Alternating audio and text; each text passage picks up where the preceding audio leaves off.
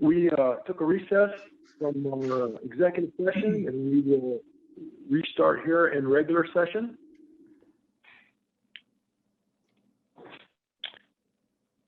And we'll call the meeting to order here in public session.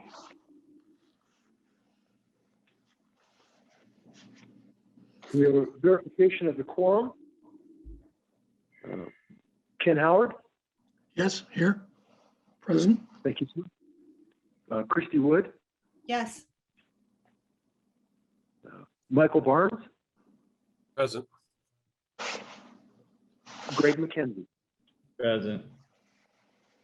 All right, thank you. As everybody, hopefully everybody's had the opportunity to review the minutes. Are there any changes that need to be done, additions, deletions, anything to the minutes as you see them published in the board book? Mr. Chair, Yes. this is Shannon. This is Shannon. Yes. We were alerted to some information, some misinformation in the December 16th minutes, and I'd like to propose an amendment to those. Yes, ma'am. What is your amendment? Okay. Okay, so for the minutes of the December 16th, 2020 Board of Trustees meeting, page 5, second full paragraph, middle of line 10, eliminate the text that reads as follows. Adding that approximately 5,000 square feet of learning space would be required to offer a full-time airframe power plant apprenticeship program. That entry will be replaced with the following text. She added that 5,000 square feet will get the college to a full airframe apprenticeship, which is what is known. But what is uncertain at this point is what space needs are for power plant. That's a proposed modification to the minutes from the December 16th, 2020 meeting. Mr. Chair, I would make a motion to adopt the language as identified by Shannon with the replacement language and the removal of the language in the minutes. Thank you, sir. That's a good. Do I have a second? I'll second, Todd. Christy, thank you. Okay, we have a motion and we have a second to make the amendment as proposed by Shannon Goodrich. Is there any discussion required? Does anybody have anything they'd like to say about that? If not, we'll go ahead and take a vote. All those in favor, please say aye. Aye. Aye. That sounds like 4, and I'll make it 5. Aye. All right, thank you. Thank you, Shannon, for bringing that to our attention. Thank you. Mr. Chair, Yes, it's Christy. Christy. Before you go on to our next item, I would just like to speak to the fact that this is the second consecutive meeting that we don't have public comment allowed on our agenda. And I would encourage this board to remember that we are responsible to the public and our constituents and our taxpayers who help fund the operations of the college. And I absolutely believe by the next agenda, we should allow for public comment. Thank you. You know, Christy, I have a couple of emails that we did receive. I could share those very quickly. They're kind of a couple different flavors. One is it wants the conduct policy readdressed, regard the cancellation policy as being inappropriate, injurious to the college, members of the board. Procedure standards, describing dignity of the office, has a couple points. First, the conduct towards fellow board members with exhibit restraint and respect necessary for public purpose, applies in all settings. No harassment or incivility in those behaviors. Such behaviors liable to have complaint or active response. Secondly, should be a preparation maintained between the board and administration and their daily functioning of the college. No private back channel actions attempting to influence the college, and no board member should be acting without the knowledge and consent of the board itself. On these, I recommend the policy be instituted and recommended actions be enforced as the situation requires. And that's Pat Lippert, NIC retired. And then I have one, I think there's a huge misunderstanding happening in NIC, compounded, sorry, Christy, defamation guys, this human rights circus that Mrs. Wood brought against Mr. Ganducci. In my opinion, there are crucial items to discuss at the business meeting. One, everybody, and I mean everybody gainfully employed at NIC needs to understand that Mr. McLennan is subordinate to the Board of Trustees, the board proposes, and the president discharges. Certain plan to end the COVID-19 nonsense. The citizens of North Idaho are more wily and shrewd than we're given credit for. We see this charade for what it is. The turn away Mr. McClellan will take direction from the chair of trustees before even touching upon the topic of salary raise. Worst case scenario should lead to offering this opportunity for President McClellan to resign and kick off a statewide search for a new president of NIC. Board of Trustees will win this fight if a complaint is made by the president. Common sense and precedent shows that the board always has final say about matters regarding NIC. Confusion about this, feel free to put this to a vote at the NIC board. Sincerely, Jordan M. McIntyre. So those were the two things I did get for public comment that Shannon forwarded to me. And I think that's fine, Mr. Chair, but on our next agenda, I would absolutely ask that we make sure we have public comment where people can zoom in and speak to the board. All right. Well, Mr. Chair, while we're on that topic, there are rules that we have about public comment. It's limited to a certain time, and it's limited to issues that are on the agenda. So as we move forward, I'd like to make sure that we keep those rules in mind. Well, the one comment may well have been out of order if there's nothing on the agenda. I think there's an action item of president's compensation. He was talking about the raise. I think that's what he said there. But you are right. We do need to adhere to our rules. Looking at those, I thought they both did touch on one of the topics on the agenda. So, and I actually wasn't going to read them out loud, but at Christie's suggestion, we might as well hear what we've received from the public. So there it is. The next item is celebrating success, and I'd first like to turn this over to Graydon Stanley. He has a couple words that he would like to say in preparation for the presentation. Graydon, if you would, please, sir. Sure. Thank you, Chair Banducci, trustees, President McClellan, colleagues and guests. Thank you for this opportunity. Really, it's just my honor to introduce our guests here tonight. Chair Banducci, you particularly know because you were highly involved when the Veterans Center was established here about 7 or 8 years ago, and a number of you, Christy and Ken and others, were involved in that. And we're so proud of the evolution of that center and our veterans, students and their families that they serve. Many of you have had a chance to meet our personnel that are associated with that office, and they'll be presenting here tonight. Unfortunately, Ellen Crabtree, who's the supervisor for that area as the director of advising and student success, couldn't be with us tonight. So I know that she's awfully proud of the work that these two have done.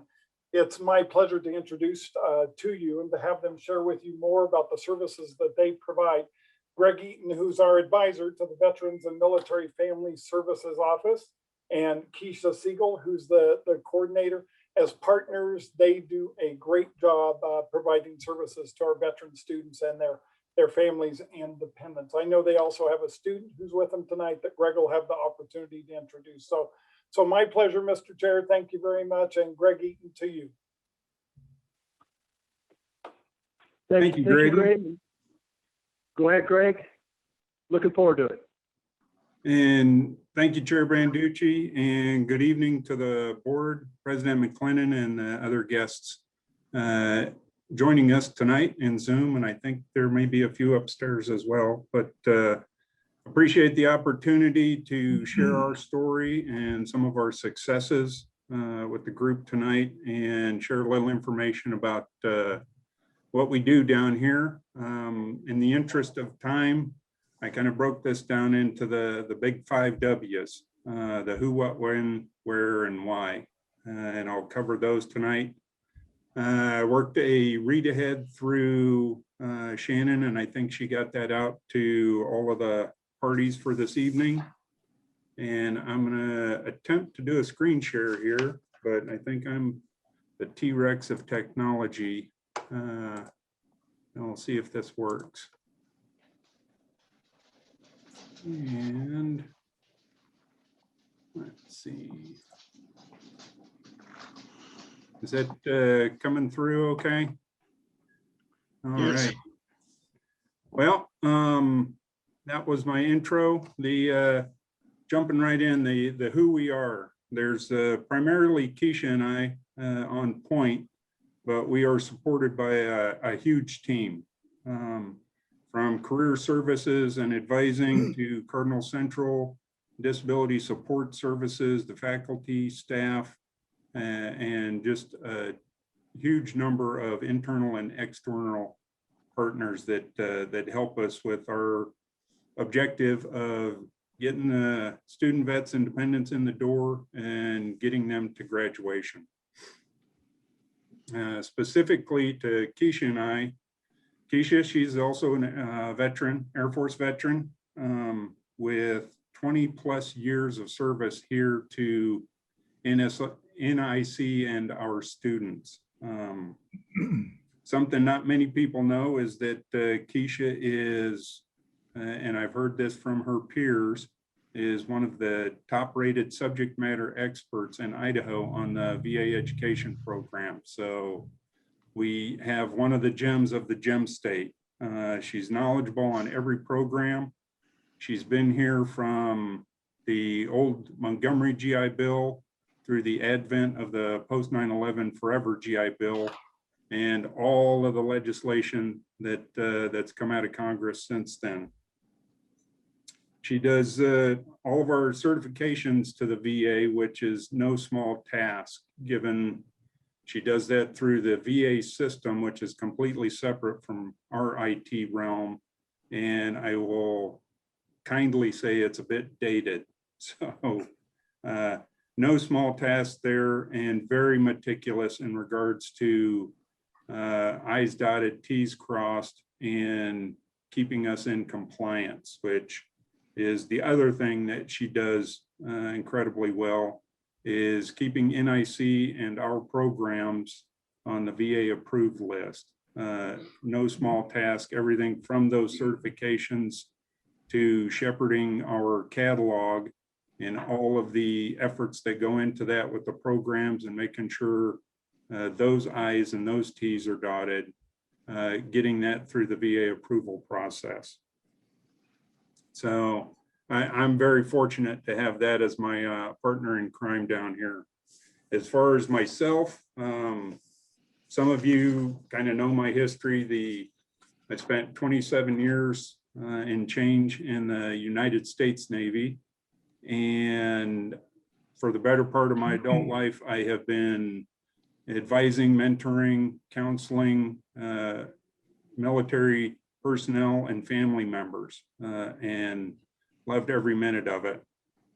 I came on board here in 2018 and have kind of taken over point as the veterans advisor, and lean on Keisha heavily for a lot of the rule sets as I still learn those and am trying to keep up with the changes that Congress hands out. I note on the slide there that our connection with most every major veteran service organization in North Idaho, which there are many. A lot of them we work with and communicate with through the Kootenai County Veterans Council.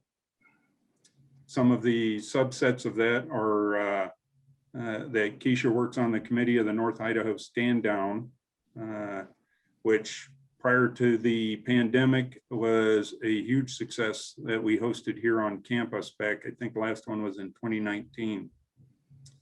We also participate in the Eastern Washington Veterans Task Force, which is, again, another large conglomerate of veteran service organizations, but it also includes all of the Western Washington or Eastern Washington schools, as well as a number of the North Idaho entities. And an ongoing relationship with the Spokane Vet Center. One of my predecessor has moved on to, he's one of their counselors over there, and he still makes visits here each Thursday to help both community veterans and student veterans that are in need of his services. What we do, you can see there, our job to the school is providing services ranging basically everything from application to graduation and all the points in between there. We have the duties, as I've described, that Keisha handles expertly with the VA and certifying courses and making sure our programs remain in compliance.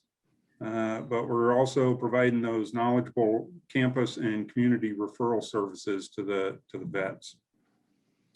From a personal perspective, our purpose, and I think I speak for Keisha on this one, is helping the vets and the dependents make informed choices about their benefits.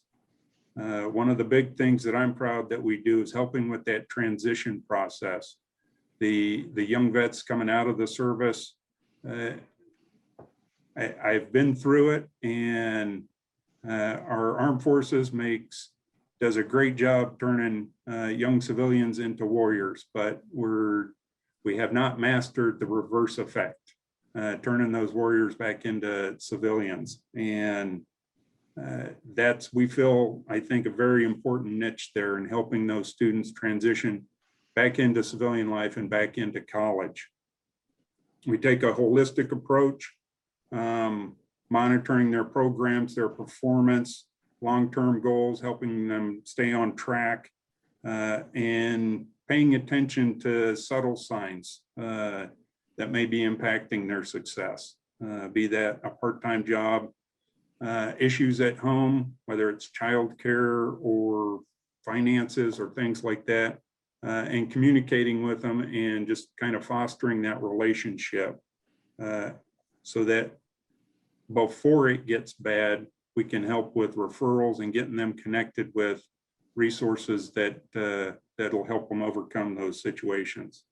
In doing that, I think we're going beyond the informed choices or informed decisions to wise choices. We're not limited to just the students. I routinely have community veterans stopping by just to ask questions about resources in towns or where they might be able to find this, that, or the other thing, and getting them connected with those entities out in town that can help them out.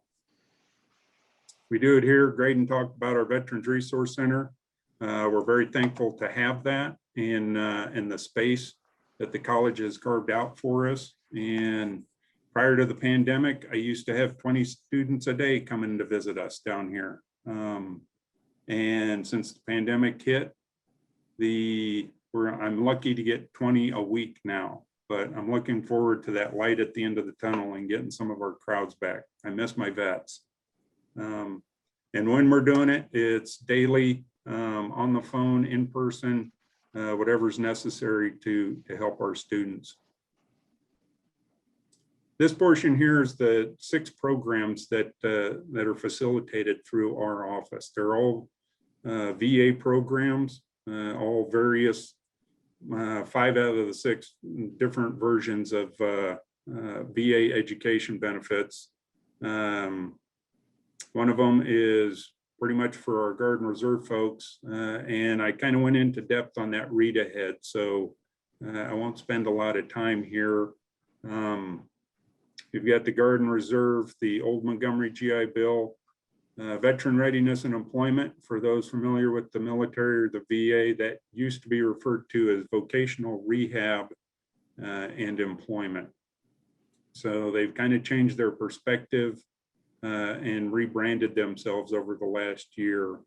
The most common one, the post 9/11 or the Forever GI Bill, or the transfer of entitlement of those same benefits.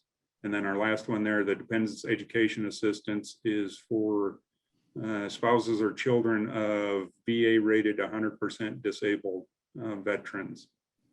The last 3 on the slide there, the 33, 33T, and the 35, make up about 90% of our VA beneficiaries. So that's the lion's share of our student population. And now I'm gonna stop talking and see. We did have 2 students lined up for this evening. I got a call late this afternoon that our second student, Brad Jackson, had a family issue come up, so he won't be able to join us tonight. But I did see Laura in the crowd, so I'm gonna minimize this. And she is a veteran spouse that just graduated from NIC here this past December, and is doing, she graduated very well. I think it was Dean's List most of her terms here, and is carrying on that tradition over at LC. One of my favorite students. I miss talking with her on a regular basis, but I will let her jump in and kind of share her story for a few minutes here. Are you with us, Laura? There I you am, go. thank you. Alrighty, hi everybody. Like Greg said, my name is Laura Hamblin. I am the wife of a 20+ year veteran of the United States Air Force. Just about myself a little bit. We have 7 kids. I just, like Greg said, graduated from NIC back in this past December. But I just wanted to kind of tell you guys about my experience a little bit and how the VA Center enriched my life and kind of helped me along. I'll try to keep this short. So as my husband was getting closer to retiring from the Air Force, we decided that we were going to move back home. We were both high school graduates from Post Falls, and we knew we would want to move back home after he retired. So we bought a house. When we came up to buy the house, I decided to stop in at NIC. I walked into the Veterans Center to see, you know, how they could help me out because I was nervous about going back to school in my 40s. And Keisha brought me immediately into her office. She made me feel so incredibly comfortable. She walked through everything that I had already accomplished and everything that I wanted to accomplish within that same walk-in that I made into her office. She helped me figure out what paperwork I need to fill out. She helped me navigate the entire process of starting school and what I would need to do to get started in just a few short months. At that point, once I got registered into school, I started speaking to Mr. Greg on a very regular basis, and he walked me through the process of which classes I should take and which instructors, because I was very picky about who I wanted to take and who I didn't want to take and what classes. And so he walked me through that whole process. When school started, everything was going really great. And then of course, the pandemic hit. So I just wanted to touch on that very quickly. I'm sure we're all sick and tired of hearing about the pandemic at this point, but it's a huge pivotal part of my schooling I wanted to discuss. Greg kept in almost daily contact with me regarding how I was doing. He wanted to make sure that I was staying on track. I had a couple of issues with a couple of my classes, and he was there 100% to assist me getting through those issues. And then also my last semester at NIC last fall, I was dual enrolled at LCSC, and that brought a whole other issue that I needed to navigate through that was completely new to me. Greg, without holding my hand, held my hand through the entire process of enrolling at LCSC, how I was going to have put the post 9/11 cover my tuition at both schools at once. He walked me through that process. It was so incredibly easy because they made it easy on me. And then as I was going through last semester in order to graduate, he even asked me about how my classes were doing at LC, and just really stayed on top of it. And the one thing about the VA office that I will never forget at NIC is that they made me feel like I was part of a team, like I was one of them. I was never below anybody. We were always, I don't know, like this, you know, we're just a team. And it really made me feel included, and that I really felt like that is what got me through such a hard time getting through all of my classes. And my last semester was some pretty hard classes that, you know, we always saved our hardest classes for last. And of course I did too. But anyways, in the spirit of keeping this short, now that I am at LCSC, Greg still keeps in contact with me to see how I'm doing and asks me if there's anything that he can do to help me out. And so I just wanted to share that experience, because honestly, without that VA center, I don't think that I would be where I am today and as successful as I am today. So thank you, Greg. And thanks, Laura. Just for everybody's knowledge, that was not a paid endorsement, but I thank her for her kind words. She was a great student, and what she didn't mention there, and we talked and joked about often, was her associate's degree that she picked up in December was 23 years in the making. And I talked to her as the pandemic went on about shifting gears to LC, and she thought I was trying to talk her out of finishing here. And she said, come hell or high water, I'm getting my degree. And that's the kind of commitment that we see out of so many of our students, is they want to finish that degree. And I was very happy to see Laura finish hers and go on to do great things over at LC. I'm gonna jump back in here and just kind of wrap up. Thanks, Laura. Couple of items just to kind of close up here. I included these in the read ahead also. But for those that weren't privy to that, the enrollment is been steady as the economy has gotten steadily better over the last few years, but we did take a little bit of a hit this semester. We're down about 10%. So we're lagging behind most other colleges in the nation as far as when we start to see the numbers decline. But despite that, our averages, using our average enrollment and the conservative estimate of those benefits and stuff, average credit load, our economic impact to the area for the school, my estimate is about $500,000 a year direct to the school and to our community, just from a fair portion that 70% are post 9/11 students. That economic impact comes out around 1.2 million each academic year from our student population. And that's because the post 9/11 students get a housing stipend with that. So in net, the program that we facilitate here and what the campus provides brings in about $2 million annually to the Coeur d'Alene area. So just kind of putting things in perspective that our little bit that we have here has a pretty good punch in the local area. Looking forward, beyond just getting over the pandemic, but things that we're working towards continuing is our relationship. We are a subset of the advising services, but continuing to foster the relationship with our fellow advisors as well as career services. We are huge fans of that. Simply because a lot of the student vets coming in aren't sure what they want to do. And Gail and her team has been fantastic about helping get those students more focused on a singular goal or a field. And I can't thank them enough. As Laura mentioned, being part of a team here, and I mentioned earlier, there is a huge team that supports our effort and our population, and we're very appreciative of that. One of the things going forward that I'm looking to expand is our work with institutional research, because VA does not do math like the rest of us do. So trying to get a better handle on our numbers with regards to our success rate, our completion rates.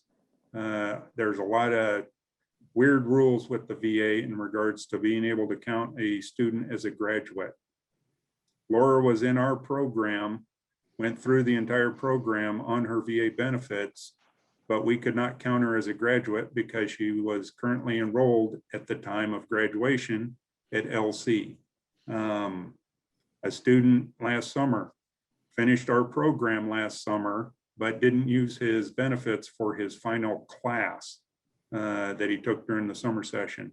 We couldn't count him. So I'm very interested in seeing what our numbers are versus what the VA is allowed to report. And all of theirs is tied to benefits use at time of completion. So Finally, the sustainment and growth, obviously with our enrollment, getting the word out, advertising better, coming out of this pandemic stronger, and providing awareness to more of our vets. Estimates have 16,000 vets in North Idaho. Of that group, there's around 4,000 that are in our target age group. Making sure that all of them are aware that we have these services here on campus and that we can help if they have benefits, or will help even if they don't have benefits, getting them in to schooling and the programs that we offer. And with that, I will just open it up if any questions are out there. I thank you for your time and apologize if we ran a tad longer than our allotted few. Greg, thank you for that. Was that you, Ken? Yeah, yes. Greg, I wanted to thank you for this little presentation. For me, is very, very important. Over the last few years, I became aware of how a lot of the veterans are coming out, and we are competing with these for-profit institutions that do not have the kind of counseling and the kind of advising that you've described here. And a lot of the veterans, when they get into those for-profit institutions, I'm afraid don't get serviced as well as what NIC does. So I really appreciate your describing a lot of that. And Laura's description, obviously, of her experience is a good example of the kind of service that NIC provides to the veterans. I also wanted to thank you for the pre-meeting information that you gave us. I was impressed, quite frankly, with the chart that you did showing the number of vets that enrolled and who started and how many finished. And although there was a drop off maybe between the 18-19 year the school year and the 19-20 school year, we really, it seems like in the veteran category anyway, did better than the general student population. And that's probably a testament to the kind of marketing that you're doing and the kind of outreach that you have. And I want to thank you for that, because it shows up in the number of veterans that we have enrolled, even with the downturn in enrollment generally. Thank you for that. Sir. Thank you. Oh, go ahead, Greg, sorry. No, I appreciate your comments there, Trustee Howard. One of the things that this is all kind of a culmination of a lot of the data mining that I'm trying to do to capture the successes. And I had a couple of points that I was going to fill in after Brad was called away. But one of the things that I pride myself on is the success of our students. And when I semester in over semester am seeing 60% more often than not of our student population that's a 3.0 or above, I take pride in that. In this last semester, we all know this last year has been very trying. In the fall of 20, when Laura graduated, and she was, I think, one of them, we had 27 of our 162 students that made the dean's list. So I'm just happy to be a part of it with Keisha and helping these students reach their goals and being able to move forward. They're bright and they have a lot to offer. So I count myself lucky every day I get to come work here and help them.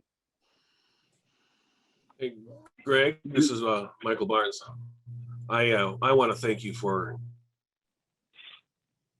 what you're doing there. Years ago when I got it was a big challenge of my coming out of the place in the real world. And lack of college education was a challenge for me at that time. I wish I had found something like that. So thank you for your service. And you're welcome, sir. I have used as kind of my guiding principle when I came on board, President McClendon mentioned a story to me about when I think it was when he was moving one of the folks that was helping move his household goods was a vet that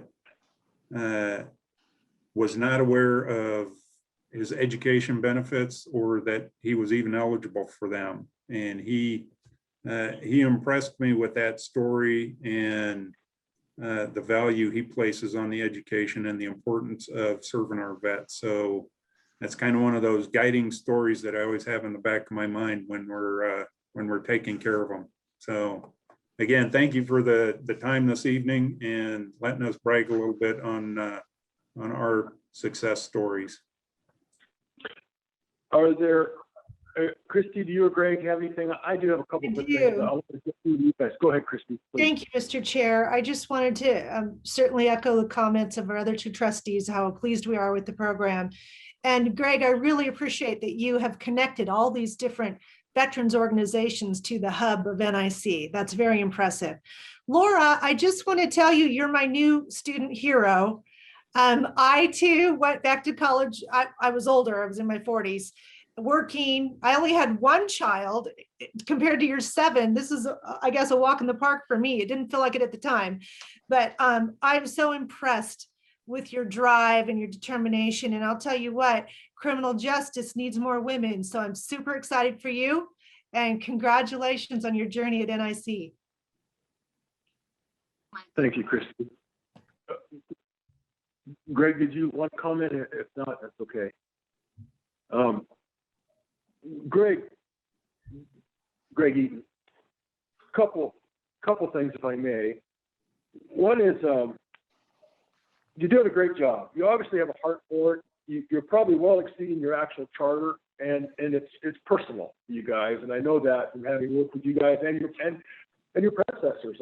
As you said, I've been engaged with the Veterans Center since I came on the board really before, actually, but just from people I knew and interactions. And you guys are doing a great job, and always please keep in mind whatever we can do to help you at our level, we'd be happy to do. I'm disappointed, as you are, that we couldn't have the stand down. I attended that the previous year when we had that, and it was a tremendous success. And God, the gymnasium was just full of booths and people, and so well received. So hopefully we'll get back to that again. The Thursday visits, I'm curious. I think I know who that is. Can you share that with us? Is that Curly Lawson? Yes, Curly is our vet center rep that he comes to visit us each week. And he always also checks on me and Keisha to make sure we're staying on an even keel too. No, he's a great guy. I love to work with him.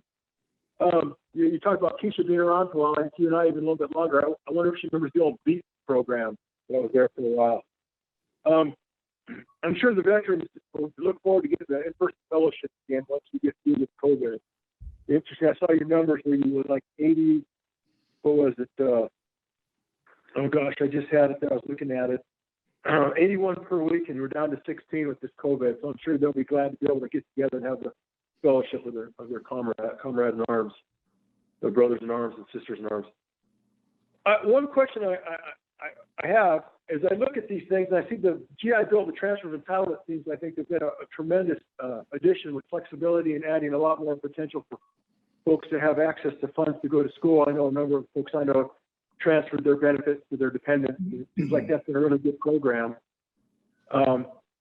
Is there anything more we can do to try to get the word out on that, or to bring those people in? And also kind of the Yellow Ribbon program also seems to have been a real good success. Anything more we can try to do to help you with that?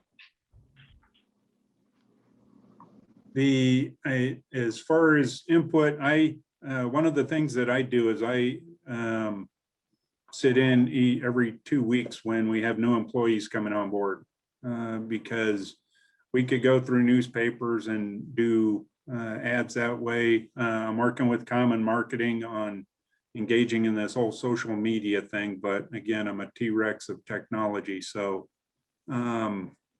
the Yellow Ribbon is a subset. You have to be qualified for the post 9/11 GI Bill at 100% to qualify for that. And we use that. Keisha tracks it much closer than I do, but we come close to using all of our available assets for that each year.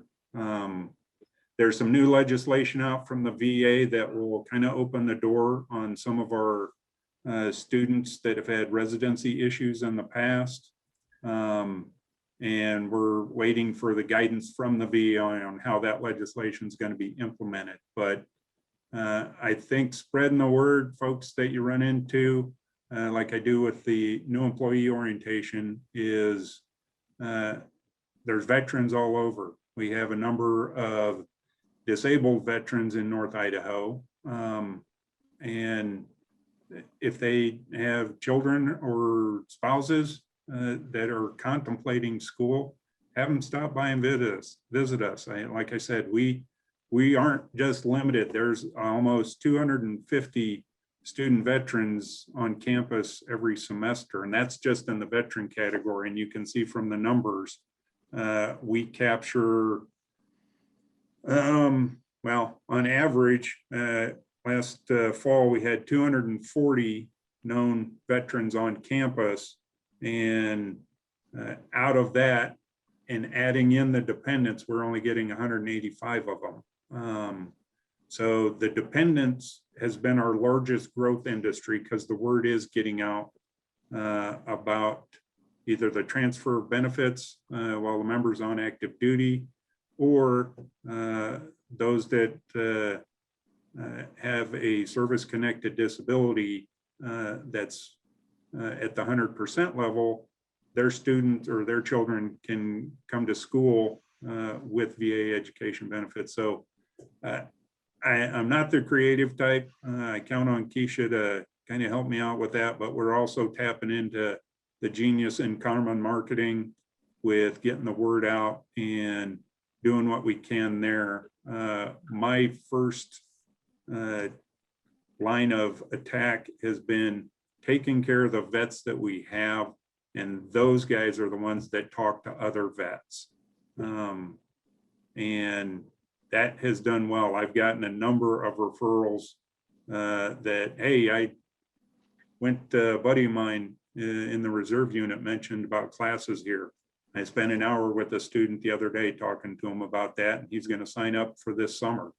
So well, let's keep that open mind. If I can be of any assistance, I know out there with the wings, certainly the 141st and the 92nd, I've gotten, I advocated for the Civil Air Patrol out there. We've gotten some people involved with the Civil Air Patrol. There's a lot of folks from the Idaho side of the border out there at Fairchild. So maybe you and I can even visit at some point or see if there's anything I can do to help get the word out there. I had the opportunity to sit in on a group session where they were talking about benefits, and one of the specific items they were addressing with that room of folks was the transfer of the benefits to their dependents, and because there was a timeline and there's certain criteria for that, as you're aware. So seeing that in action over there, and people are making those choices, I guess maybe I can try to help keep NIC as an option for them, thinking about it, because we have a lot of folks, again, from here in Idaho over there. So yes, sir. Again, thank you for the time this evening. Oh, you're welcome. Very well received. We appreciate getting a chance to celebrate the success that you guys have had. Thank you, Greg. Have a great evening. All right, that takes us to the next agenda item, which is the faculty assembly. That would be Chris Pelchat. Thank you, Chair Banducci, fellow board members, folks gathered here today, President McLennan. I first wanted to thank the Veterans Office for the work that they do over there. I get a lot of vets in my classes, and they always have really nice things to say about y'all over in that space, and we appreciate your efforts over there. I'm gonna try and be expeditious with my time. The faculty assembly has met 3 times since we've reported last to the board. And I'm gonna hit the main bullet points that are probably of most interest to y'all. At our January assembly meeting, one of the biggest things we spent time talking about was a standardized grading scale for courses at NIC.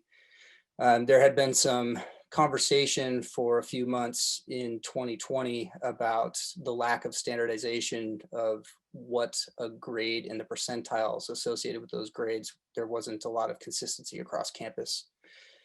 So a group met, put together a standardized grading scale, and that was placed in front of the faculty to vote. And the grading scale did pass. The grading scale is intended to be guidance, so it's not going to be entered into policy and procedure, but it's going to be placed in the student handbook. So they'll have a visual of what we consider to be norms for the grading scale. Due to events that occurred during January, there was a request from the faculty to have a special meeting to discuss board conduct.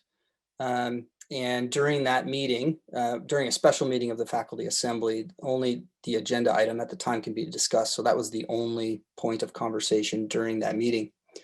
The result of that meeting led to a resolution that was provided to you all as board members on the 3rd of February.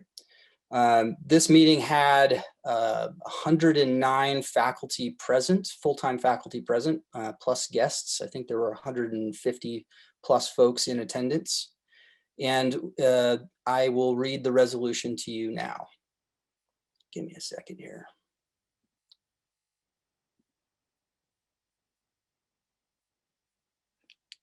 Resolution on Board of Trustees Ethics from the North Idaho College Faculty Assembly from February 2nd, 2021.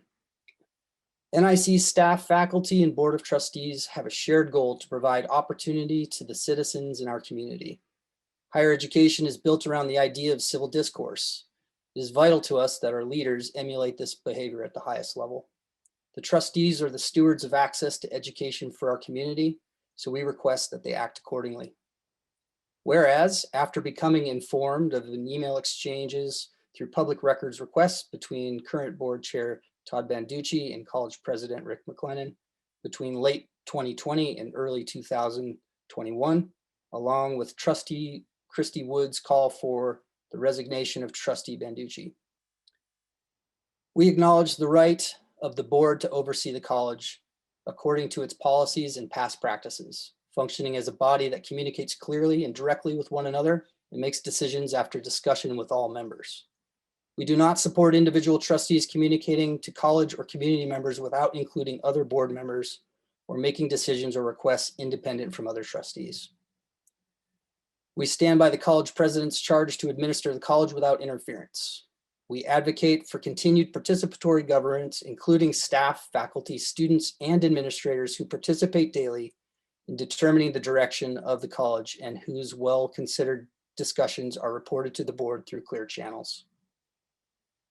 We uphold academic freedom and the professional responsibility of faculty members to teach and evaluate students' performance according to the standards of their disciplines and the guidance of their departments and direct supervisors without board influence. We support the college administration in its consistent and strong efforts to keep our campus safe and to support our staff, faculty, and students as they teach and learn during this challenging world pandemic that requires extra time and effort, patience, flexibility, and consistency. We oppose political pressure directed by the board or any board member upon any college employee or student. We support human civil rights. We oppose harassment or threatening behavior of any kind, especially of women, minorities, and minorities whose voices have been historically suppressed. We are deeply concerned about the current board chair's actions using his position in ways that could undermine the board itself, the college president, and as a result, the college mission. Therefore, as the Faculty Assembly of North Idaho College, we hereby call on the Board of Trustees to reinstate the Board Conduct Policy 2.01.10, passed in 2020, until a new version has been vetted by all constituent groups and has been approved for replacement through the participatory government process. As the board continues to develop norms and how it operates, we request they slow new proposals and evaluate initiatives to avoid threatening the long-term viability and accreditation of the institution. Finally, we vote no confidence in the current board chair's ability to serve the college's best interest and call for him to step down.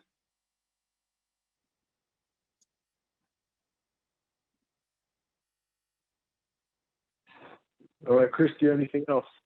Yes. We had our third faculty assembly meeting, which happened the second week of February.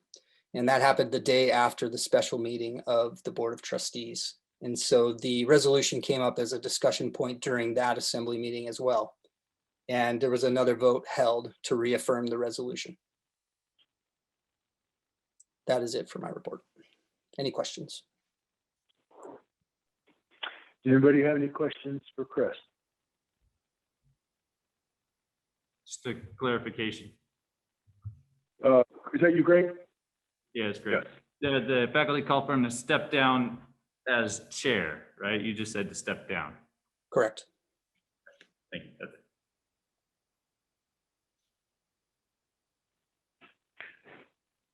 You know, I guess I'm going to take a moment and respond. I'm kind of the target of this.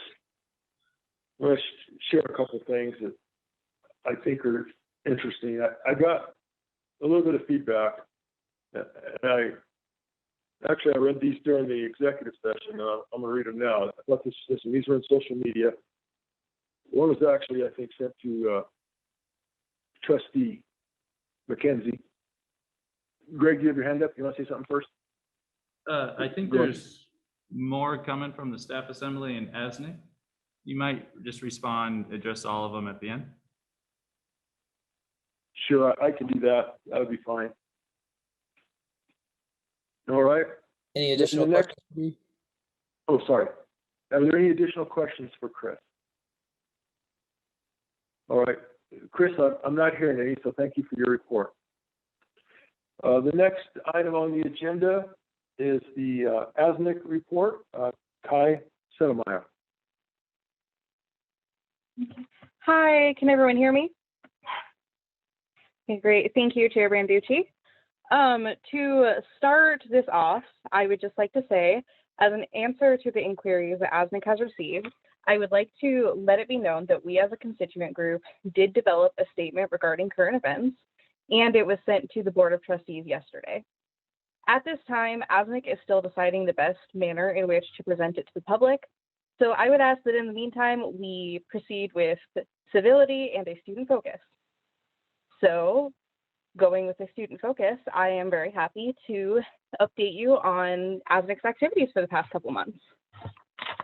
The first thing that I think is possibly the most exciting is the preparations for our spring elections are underway.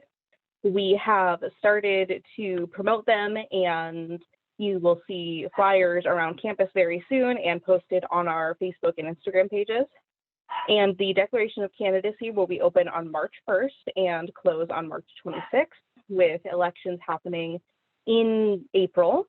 So if you are interested or want any more information, please head to nic.edu/elections to get the full layout. It is very exciting, and I am looking forward to welcoming a new team on board. There has been a lot of activities with clubs as well. They are going to be receiving throughout the semester pop-up participation prizes for really showing that they are staying active through this time. There was a club photo contest that was just conducted, and several new clubs have been started and more are developing. And another thing that I would like to highlight is that the Club Startup Fund has been increased from $150 to $250. And this is a fund that is awarded to new clubs as they are approved by the Interclub Council. And there was a decision made that $250 would be more helpful in really letting them hit the ground running. The ASNIC-sponsored Student Events Board distributed almost 100 take-home baking boxes for Creative Cardinal Confections. I believe there are still more in the ASNIC suite, so if you know anyone who is interested, send them up there when campus is open. There are other things that have been happening with the events board, like virtual bingo night, and there are going to be more take-home kits upcoming. For projects, one of our senators has been working with the Disability Support Services to get tactile signs in the sub for ease of navigation, and those are on order, so we should be seeing those very, very soon. There has also been some work to get more physical maps on campus for, again, ease of navigation. We find it very important to make sure that students know where they're going. And a couple of our senators are also working on getting additional seating in the Rose Garden area. And they have come up with some really great solutions. So I am excited to see that implemented as well. One other thing that is becoming a major project that an officer is working on is connecting with the chairs of all standing committees to see how they're doing in this virtual environment, if they're still meeting, and what the expectation is for student involvement. 2 of our officers joined the new Tree Campus USA committee as well, which is very, very exciting. I look forward to hearing from them what the committee is up to. Finally, the budget subcommittee met to finalize the AVNIC budget for the next fiscal year, and that was a very quick and easy process. And another major thing that we are working on is working to create a plan to remodel the AVNIC suite. The goal for this is to make it as open and collaborative as possible to welcome as many students as we can get to explore the space and engage with student government. We have also been doing some work with Clifton Strengths and emotional intelligence and are starting to build a leadership library. So that is just a brief summary of some of the things we have been doing. I would like to thank you for giving me this time, and if there are any questions, I am happy to answer them. Well, you are really busy. I hope you still have time for class. It's a lot. Do any of the trustees have any questions or comments? Anything from anybody? All I will say is I appreciate the exercise of discretion by AVNIC and not jumping into the fray. Thank you. Thank you for your presentation. Have a good evening. Next on our agenda is staff assembly. That will be Jeff Davis. Thank you very much. Chair Banducci, trustees, President McLennan, President's Cabinet, colleagues, and guests. We have had a few meetings since the last time we were able to report out. Standard housekeeping duties, of course.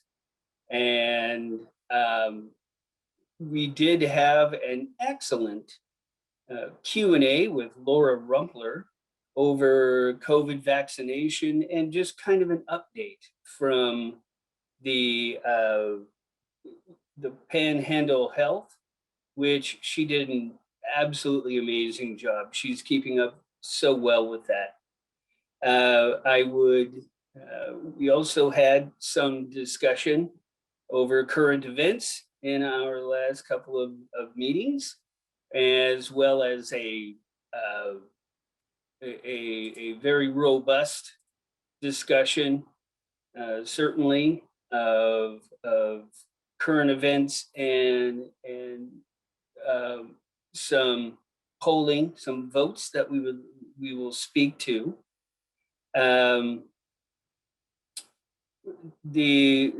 There is with the board's indulgence, certainly there are some things that my constituents would like to comment on at this time.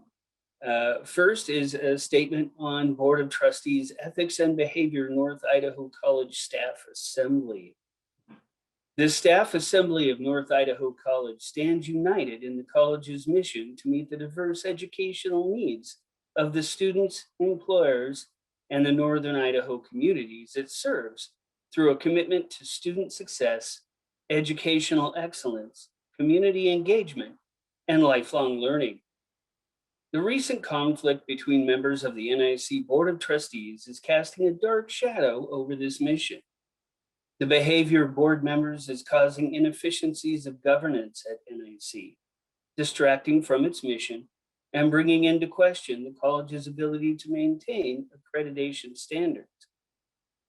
We oppose the board members acting together or as a whole, acting as adversaries of the college administration.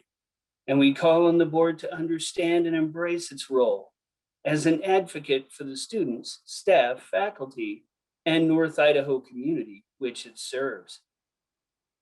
Current NIC policy 2.01.02 calls for the behavior of trustees to exemplify the principles of ethical leadership. We expect that you, as Board of Trustees, will act with civility and courtesy as you set an example for our students and the community by demonstrating that a diverse group of individuals can be united for a common mission. We respect the diversity of opinions among the members of the Board of Trustees and envision those differences enriching perspective and discussions within appropriate forums outlined by policy and law. The members of the NIC Board of Trustees are expected to understand and demonstrate the board's code of ethics, policies, and procedures, state and federal laws regarding employee rights, including Title IX of the U.S. Higher Education Authorization Act, and Idaho's Public Records Act and Opens Meeting Law. The current board has demonstrated a disregard of these laws, putting the safety and reputation of North Idaho College at risk. During the November 2020 board meeting, the current Board of Trustees voted to rescind Board Conduct Policy 2.01.10, removing the board's agreement to hold itself accountable to unethical behavior and to take action when those agreements are broken. We expect the NIC Board of Trustees to immediately reinstate Board Conduct Policy 2.01.10 as a first step toward restoring the confidence of the students, faculty, and staff in the board's ability to govern this institution. Current board chair trustee Todd Banducci has been accused by various college stakeholders of unethical and potentially illegal behavior since he joined the board in 2012. Trustee Banducci was privately censured by the Board of Trustees on April 8, 2020, and has allegedly continued to exhibit this behavior, violating NIC policy 3.03.05 regarding disruptive, hostile, or violent behavior. Given the subsequent inability of the board to address these allegations against Trustee Banducci, Staff Assembly recommends an independent investigative firm or agency be hired immediately by the college to investigate these allegations. In the interest of safety for students, volunteers, and employees, and in fairness to Trustee Banducci. We make this recommendation in order to ensure that NIC board members' decisions about these allegations are based on factual, unbiased information, and we expect that appropriate actions will be taken by the North Idaho College Board of Trustees based on the results of this investigation. We also expect the findings of the investigation to be forwarded to any external agencies when appropriate and to the college stakeholders, including staff and faculty assemblies. In the wake of a worldwide pandemic and declining enrollment, and in a country crippled by partisan interests, we need a unified, nonpartisan board to help North Idaho College weather this storm. The unprofessionalism displayed by NIC board members creates division and concern in our community among employees, and most importantly, it affects our students. We need a board that instills confidence in itself and in NIC as an institution. We need a board that always puts the safety of students, employees, and community members first. The Staff Assembly stands united with faculty in our mission to serve our students and the community. We ask the NIC Board of Trustees to strive for and demonstrate this same unity. This leads to the resolution on Board of Trustees ethics and behavior. North Idaho College Staff Assembly. NIC staff, faculty, and Board of Trustees have a shared goal to meet the diverse educational needs of students, employers, and the Northern Idaho communities it serves through a commitment to student success educational excellence, community engagement, and lifelong learning. Higher education is built upon the principles of civil discourse. It is vital that our leaders emulate civil behavior at the highest level. NIC trustees are the stewards of access to education for our community and must act accordingly. Whereas the NIC Staff Assembly stands united with NIC Faculty Assembly in our mission to serve our students and the community.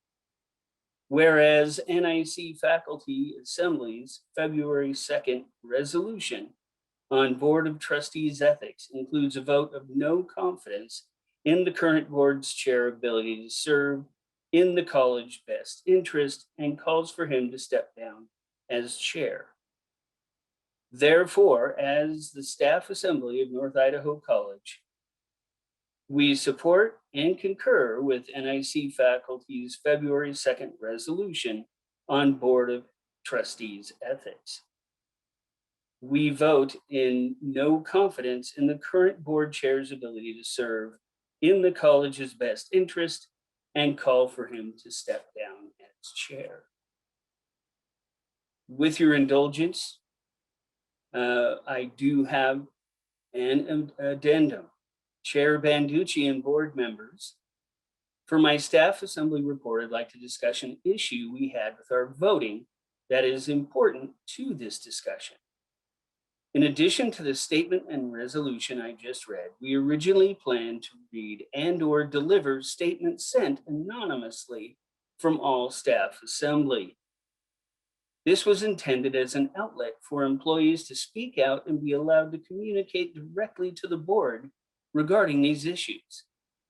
Last week, a link to Staff Assembly's anonymous commenting feature on its website was sent to Staff Assembly along with a link to allow staff to vote using Survey Gizmo.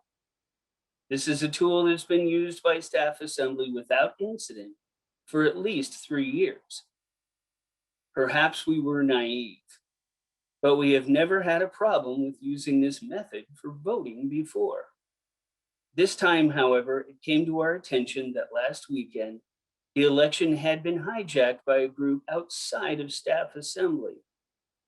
The poll was shut down Monday morning when we discovered the link had been shared on Facebook several times. By 8:57 a.m. on Monday, out of 139 total responses, there were only 59 unique IP addresses, indicating some IPs had voted multiple times. We were able to determine that the majority of IP addresses that voted multiple times came from Facebook links, which were not part of Staff Assembly's original email. We also determined the fraudulent votes were overwhelmingly against a vote of no confidence, against supporting faculty's resolution, and against delivering the statement read tonight. Because of the original method of voting, along with the solicitation of comments was tainted, we will not be delivering comments to the board from Staff Assembly at this time. A later vote was taken via Zoom, in which we were able to regulate and make sure that those who were voting were indeed Staff Assembly members, but that their votes were entirely private. That is all I have to deliver. I'm very thankful for the board and our audience to indulging me past the 2 minutes that I was allotted. And I welcome comments and questions. Are there any questions or comments for Yes. Jeff Moore? Yes, Mr. Chair. Yes, Christy, go ahead. Thank you, Mr. Chair. Well, I'd just like to say to both Chris and Jeff, I certainly understand the position you're in. I appreciate the position you're in as leaders in your constituent groups to come before the board and deliver a very strong message. I hadn't heard anything about your survey or any of the issues with that. I'm sorry to hear that. That's a complete invasion of your privacy. I would tell you, I absolutely hope that we find a path forward. we know we need to. And I agree with you that we should readopt our conduct policy, and hopefully we'll have some good discussion on that tonight. But mostly, thank you for coming forward on behalf of your groups and always being willing to speak to your elected board. Thank you. Thank you. Are there any other questions or comments for Jeff? All right. I have one. Greg McKinnon. Who is that? Yes, go ahead, please.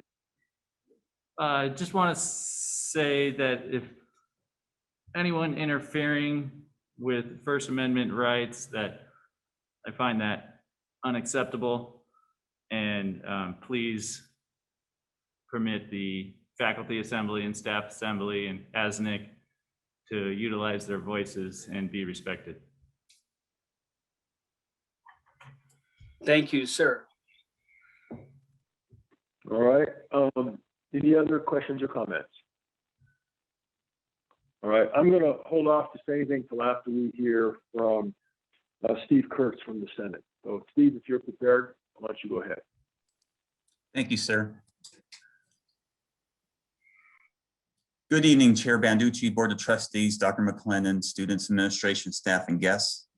North Idaho College has a strong and positive legacy of participatory governance involving the Senate, whose membership is comprised of elected representatives from students, faculty, and staff. With this in mind, the North Idaho College Senate stands in unity with the Associated Students of North Idaho College, Faculty Assembly, and the Staff Assembly, and supports their resolutions and statements presented here tonight. The concerns noted by Dr. Pelchat and Mr. Davis are evidence that there is room for improvement with the governance of the college.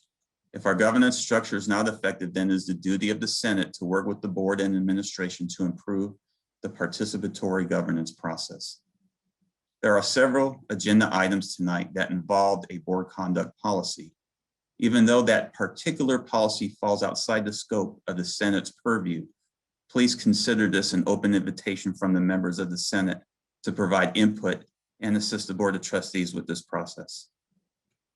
As the board moves forward with professional development about governance in higher education, there are two current North Idaho College policies that my fellow senators wanted me to highlight tonight that the board should keep in mind moving forward.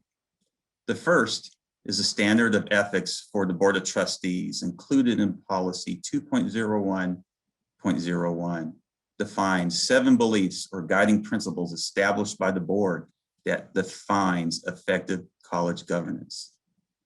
1, that the board derives its authority from and is accountable to the community, and that it must always act as an advocate on behalf of the entire community, honestly debate issues that affect it, and speaks with one voice once a decision or policy is made.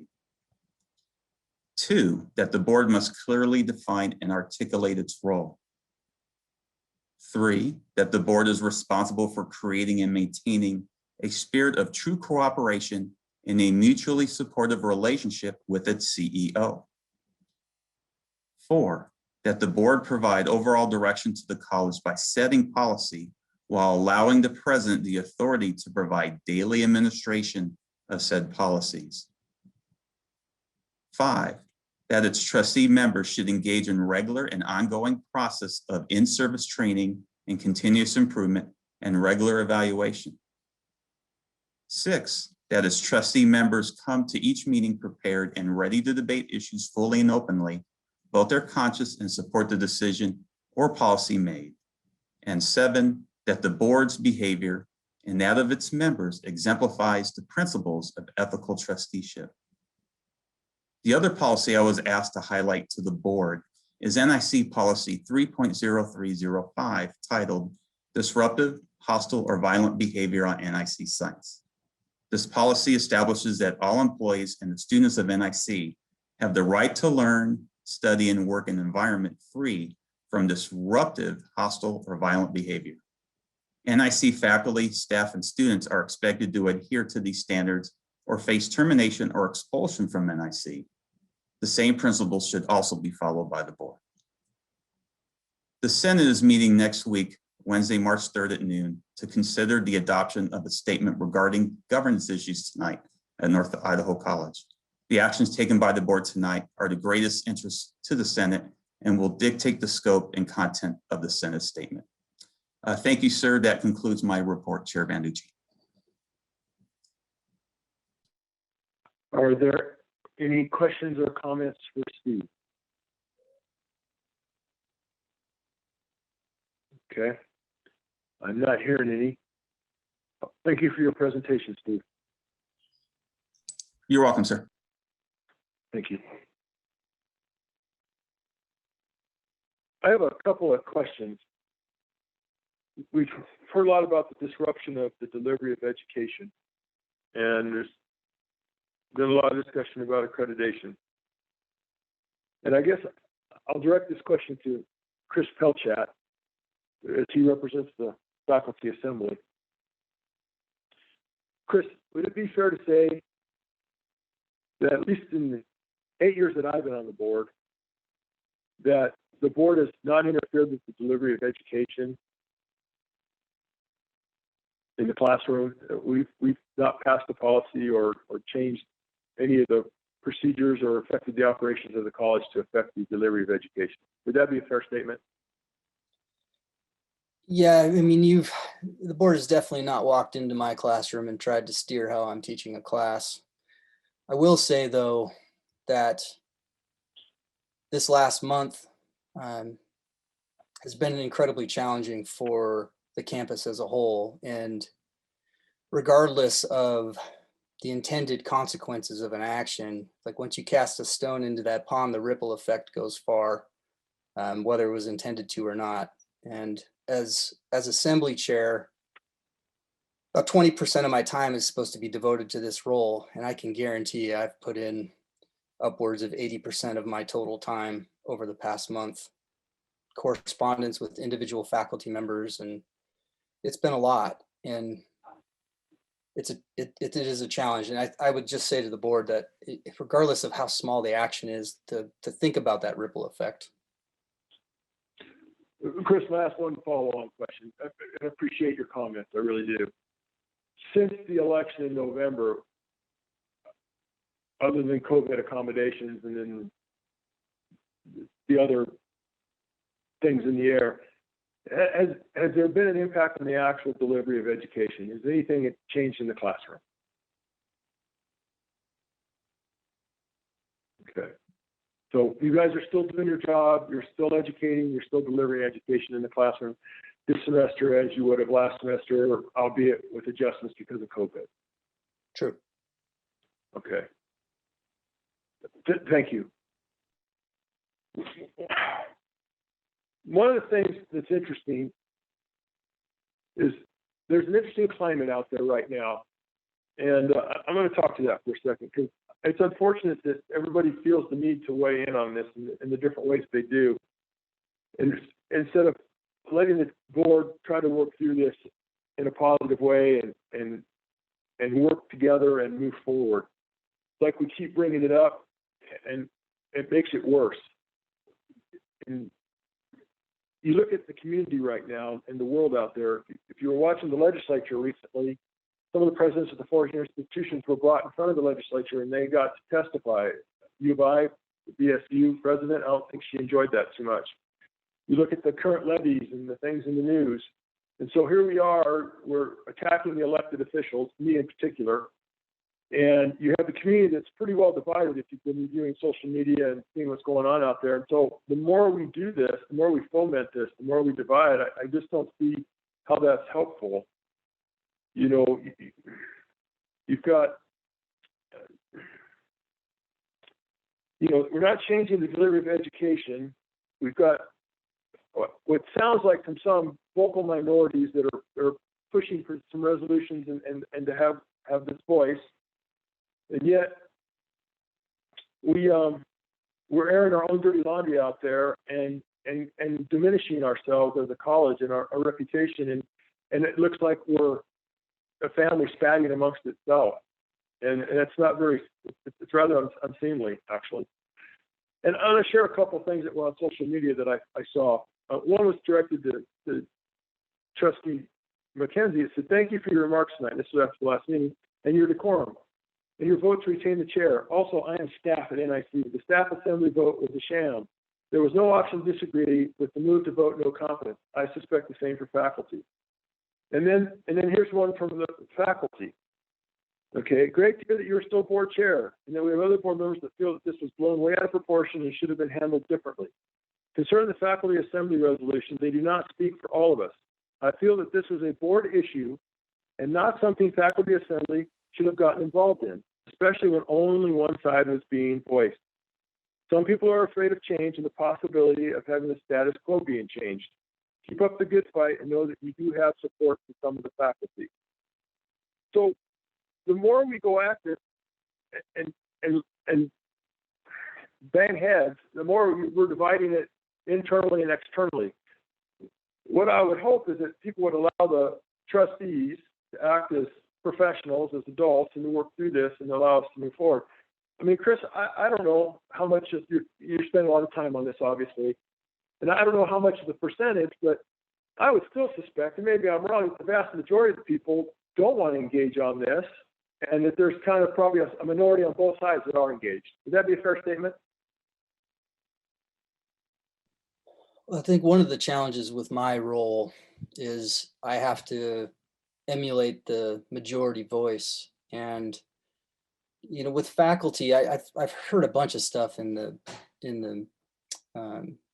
out in the ether that the faculty are seen as a single body. And I can tell you through all the conversations that I've had, it's a very diverse opinion that's out there. But we're talking about a contingent that's also trained in civil discourse. And so when it comes to the end of a conversation, people have had their voices heard and then they vote accordingly. And I think you'd see that in the faculty.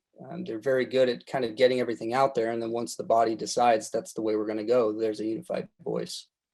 But the conversations I've had independently are a vast array of opinions on this matter. But I think our resolution captures the majority of those feelings.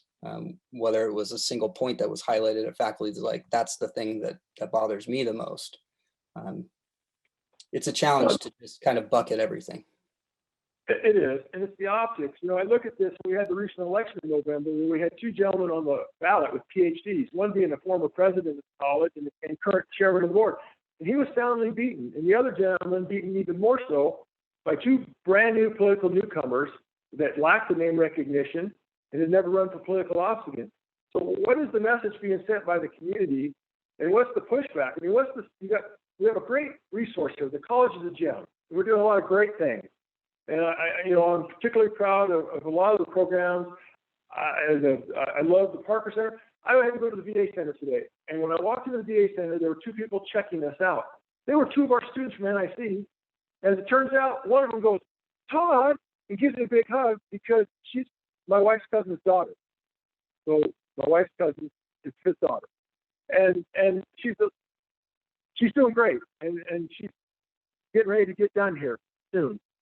And how exciting I was to see A, her, but B, two of our students from NIC helping out at the VA clinic here in Coeur d'Alene. And what a great program we have. But the public sees a lot of positives, but then they see a lot of negatives. And then there's a part of the community that's concerned with some of the things that aren't going on. And when they hear and see more of this stuff, or see me getting attacked, me personally, or even the trustees, but me, maybe I become a symbol a little bit. Then it goes back to some of that stereotype that some will have that says, oh, well, faculty's going after him because he's a conservative, and they're a bunch of overeducated liberal progressives that are indoctrinating their students and they don't like him. I'm just saying, you know. And so we keep dividing up and we've got these factions. What would be great is if everybody would say, okay, you know, President McLennan and the board work this out and work together and a unified front in public, and let's be professional and respectful. And let's everybody stop doing these things in the newspaper and the social media. And so, I mean, I understand everybody needs to have their voice in the resolution. I just wish maybe y'all could have held on just a little while longer and give us some time to work through this. I know on our agenda, everybody wants the old conduct policy. And I'm going to speak to that for just a second. If you look at the old board conduct policy, it gives amazing power to the board chair. Look at it. It even says in there in one spot, if you want information from staff, you submit it to the board chair, and if he approves it, then you get it. There's a lot of power in the board chair, and it can be used as a weapon. I don't want that. I don't need all that power as board chair. You know, there was, even when Christy Wood was trustee, when Trustee Wood was chairman, sorry, excuse me, I misspoke. She wanted 3 different trustees to agree to put something on the agenda. 3. I don't want to do that. If a trustee wants to do it, or 2 trustees, so I want more open. So I want a board conduct policy that's more user friendly. And Trustee McKenzie was working on that, and we're going to bring it tonight. We wanted it as an action item, but it didn't quite work out that way. But we'll get there. And now we'll go through the constituency groups. You personally know that I advocated for that in the first one, and we didn't get there. And because I spoke it in public, and I know you let me know you supported that we do it that way. So we're trying, and we just need some time, and we do want to have a board conduct, but I'm just going to say it this way quite candidly. I was a little bit the minority on the board for 8 years, and there were times I didn't see the draft agenda. I didn't get to put an agenda item on. I had no voice. And then with this conduct policy, I clearly would have had no voice, and whoever was the chair would have had the power. The chair rotated those entire 8 years between 3 people. Trustee Howard, Trustee Wood, and then Trustee Dunlap. Well, I'm the chair now, and honestly, I'm okay. Everybody needs to be able to put an agenda item on, or if we want to go back to 2 or 3, that's fine, but I just think we can do better with this, and we're trying, and we've got a new conduct policy. We can run it through the mill, and we'll talk about the other one here again shortly. But it's not that we don't want accountability. It's not that we don't even want the board conduct policy. My complaint was that it didn't go through the proper process, and I did have some issues with it, but I think we forced it down. And again, the way it was written, if you're in the minority, man, you got hammered. Well, in theory, some people would say that I'm in the majority now with the 3 of us, but I don't want to use it as a hammer or a weapon against the other trustees. That would be inappropriate. You know, I want Ken to have a voice, and Christy needs to have her voice. So I just want everybody to know we want to do the right thing. We've come back with a draft. We're looking at the training, and we're going to try to meet some of the goals that you all have given us, or requests. Maybe that's a better way to say it. And that's to you too, Steve, and you too, Jeff. You know, and I appreciate the concerns, but here's the thing: we got to get our act together in the senior leadership. But don't let that distract you from doing your jobs. And I hope it hasn't. Every day you guys are going to work, you're doing your job, you're educating in the classroom, and hopefully the students are learning. And so, you know, maybe you can encourage everybody, just focus on your task at hand and what you're really there for. You know, if you have this much time on this other stuff, maybe use it to go fishing or something. Anyway, so just some thoughts on this, and it's just unfortunate. You know, I just don't want to see the community divided. And you look at the board and our role in policy and budget and oversight and approving tenure and approving, you know, and if enrollment went down, if we ever had to do something like a RIF or something, I mean, all these things that the board has to deal with. So let us worry about that stuff. And, you know, that's an extreme example. But you guys do your part, we'll try to do our part, and we'll all try to work together. And I'll tell you this, I do support the college. And I have a lot of personal relationships with people on that college. There's a lot of really great people on that college. And I know for sure, I know Christy and Ken support the college. They have for years and years and years. And I know the 2 new trustees do also. Both Michael and Greg are extreme believers in education. And so we are here to support the mission and to educate and for the success of this college. I can promise you that.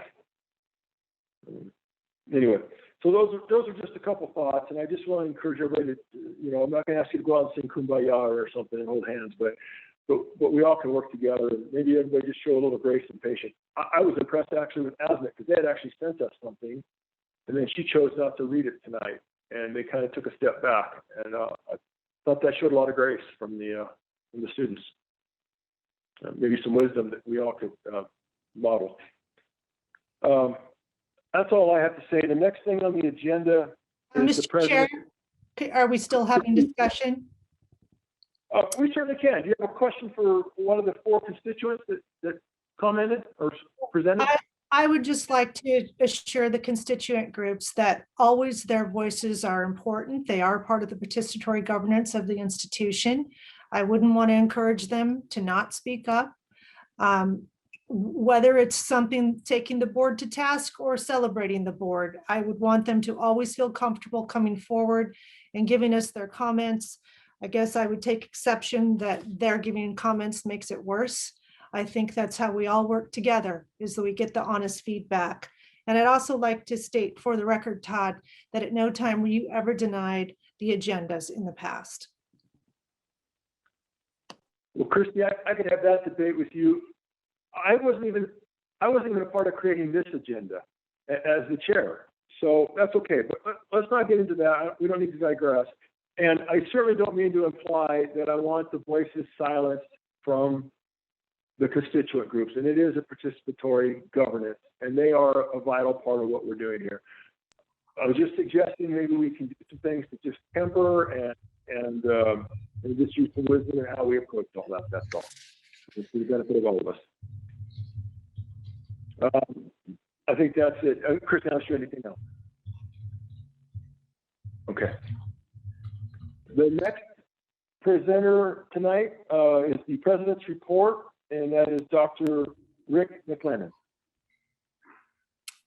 Good evening, members of the board, members of our wonderful college community, constituent group leaders, members of the public here this evening. It's really nice to have you all here. I'm going to switch things up just a little bit in terms of my report tonight, and I hope it'll become clear that direction. I first want to thank Greg and Keisha and Laura for their presentation tonight on veteran services. As many of you know, veterans, our attention to our veteran students and their families at every point along their contact with North Idaho College.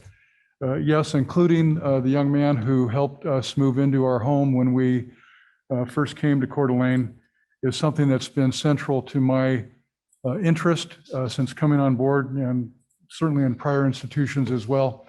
And I'm very proud of the work that we do to support our veteran students and their families, and the great work of Greg and Keisha. So I just want to acknowledge that and thank them. Yesterday, I had an opportunity to visit with our student government leaders, ASNIC, in particular, Kai, Marion, Hannah, Justine, Aniel, Talon, and Jameson. And you just got a tip of the iceberg in terms of a report today from Kai. If you were to get the full report, everybody in this meeting would be absolutely blown away and impressed with the service, the leadership, and the engagement in college governance on behalf of all students, and the relationships and student engagement that they're creating especially in the context of this pandemic that we found ourselves in for the last year. By any measure, by any metric, this ASNIC student government group has not only excelled, they've knocked it out of the park. And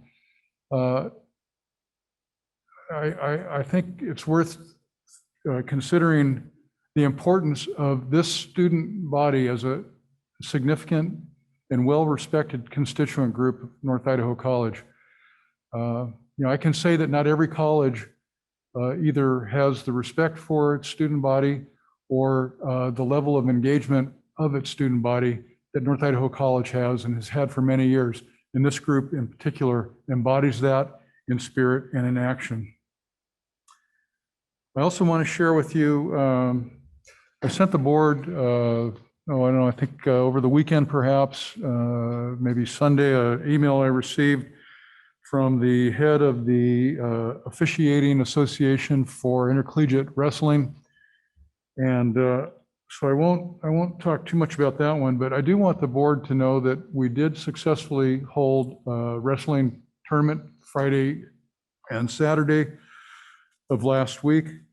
And I bring that up because of some of the concerns about which I share about our ability or inability to give our student athletes, as with all of our students, and many of the engagements and activities that they're associated with, whether it be theater, music, and others, our inability to give them a full experience in again, in the context of COVID-19. But we did, staff worked very hard, coaches, our athletic director, Bobby Lee, worked very hard in collaboration with the college and with the other institutions to develop protocols that allowed us to host this wrestling tournament this weekend. And I think it was done very well and very safely. And I just want to read you a note I received from one of the participants. It starts off, Dr. McLennan, I just wanted to take a quick minute to thank you for all your extensive work in making this past weekend a reality, ! Myself, our staff, and our student athletes are so very grateful for the opportunity you made possible. This was so very needed for the well-being of these young men, and for that, I cannot thank you enough. We were more than happy to follow the protocols set forth and happy to be able to do what we love. Thank you for providing us with this opportunity in what has been an extremely uncertain and challenging time. I hope if you would like to see anything different from us in the future, or if I can help in any way for future opportunities, please let me know. I'd be happy to do anything to help, ! And that's sent by Josh Roden. Josh is the head wrestling coach and faculty member of Clackamas Community College. And you know, one of the things that we did to make this possible, and it was an added protocol. It's not a protocol with the NWAC guidelines, which we're following. I'm not sure that it shouldn't be, but we required all athletic competitors to submit a negative COVID test results prior to their engaging in the tournament. And they did, and that included our athletes as well. Next thing I just want to mention is I had the opportunity on Wednesday of this week to present to the Idaho House Environment, Energy, and Technology Committee. I don't know if the board is aware of this, but the legislature funded higher education special funding amount of $1 million to support an initiative for statewide coordination in higher education of cybersecurity activities and efforts, instruction. And of course, North Idaho College is a big part of that. As I was presenting to the committee, I was able to share some of the outstanding features of North Idaho College's work in this space. And I just want to read you a couple things. First of all, we are very well positioned to support not only to support the effort, statewide effort, but to provide leadership and engage in greater statewide integration. In 2017, through the extraordinary effort of NIC faculty member Kathleen Zerta-Page and others, NIC achieved designation as a National Center of Academic Excellence in Cybersecurity through the National Security Agency and the Department of Homeland Security. Their co-sponsored Center of Academic Excellence in Information Assurance and Education program. Institutions that receive a Center of Academic Excellence in Cybersecurity designation have met the rigorous requirements set forth by both the NSA and DHS. And it took us about 2 years to do that. At the time we achieved that status, we were the only community college in the state of Idaho receiving that designation. To put that in perspective, at the time we received this designation, of the hundreds of community colleges and four-year institutions in California, only 6 colleges or universities held that designation. That puts it in perspective of where North Idaho College's efforts are placed. We're currently, as a result of that, we then became eligible to apply for a National Security Agency Cybersecurity National Action Plan grant, and we received that grant in the amount of $185,000, which allowed us to expand our program offerings, including network security administration and to purchase virtual lab equipment.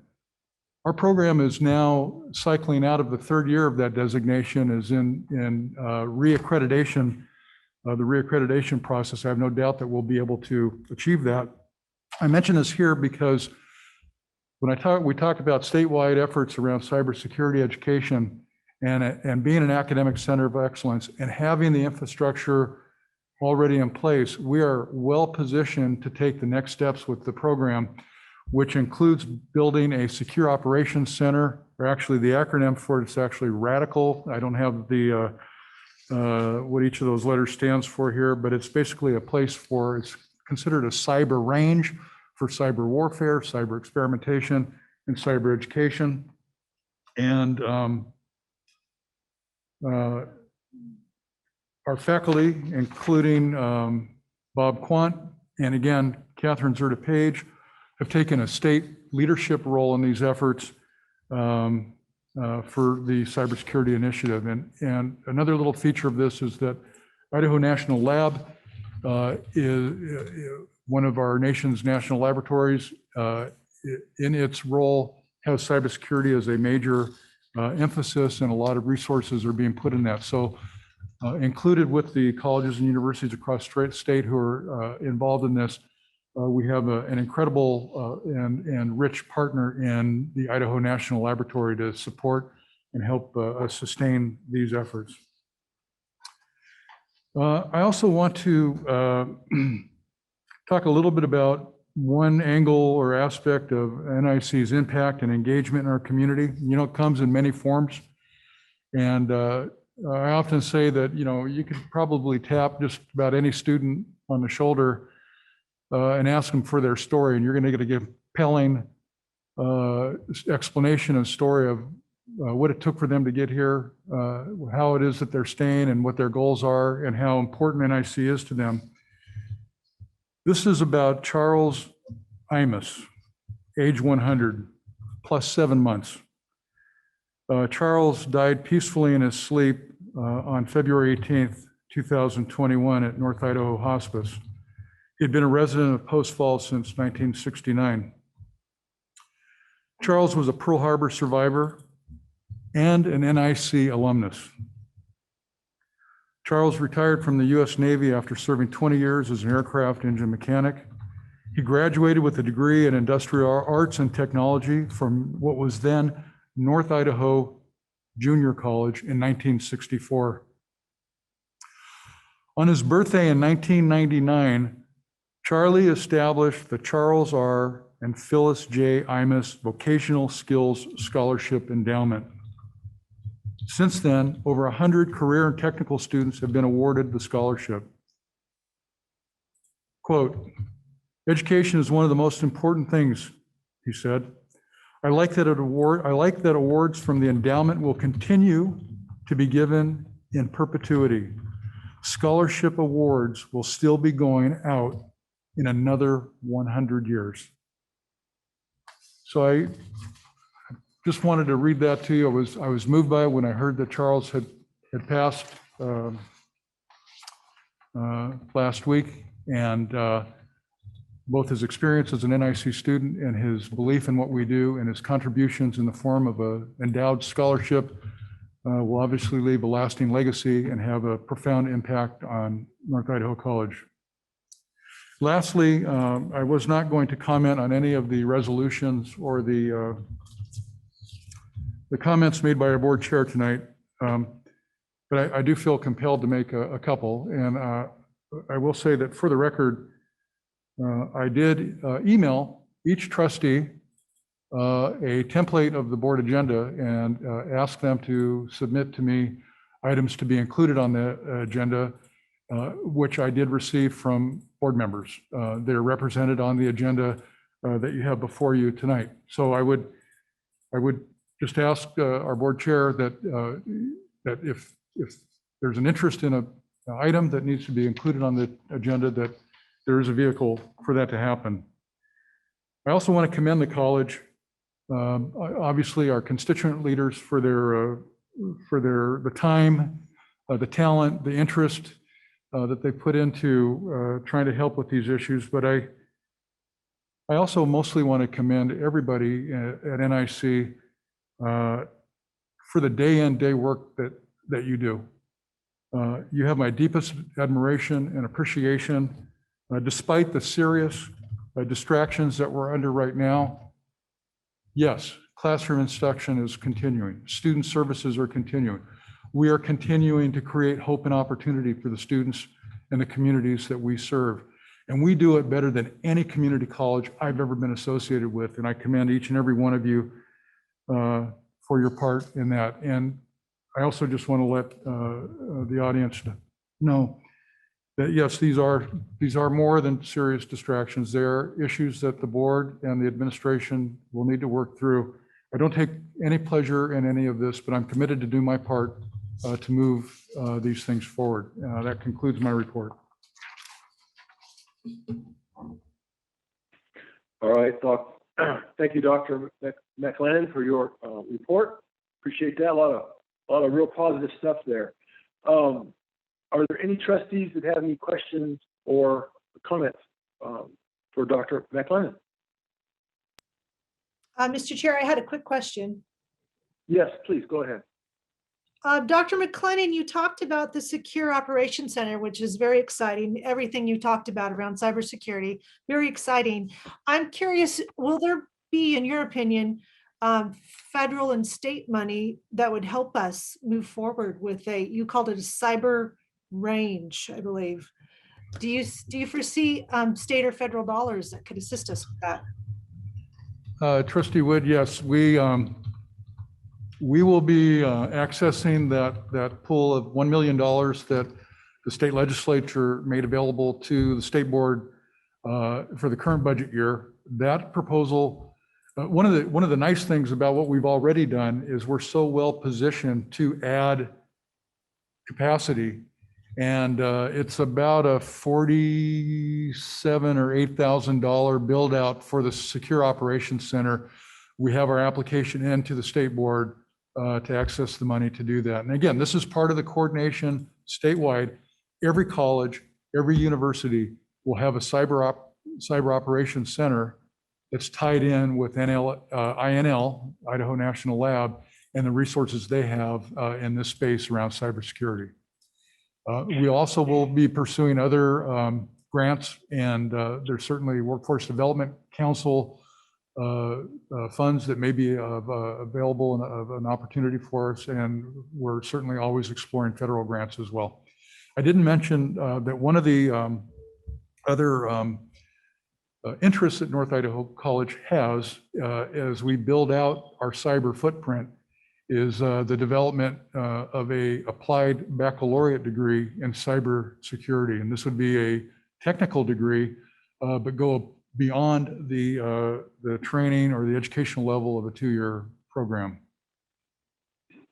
Thank you for the question.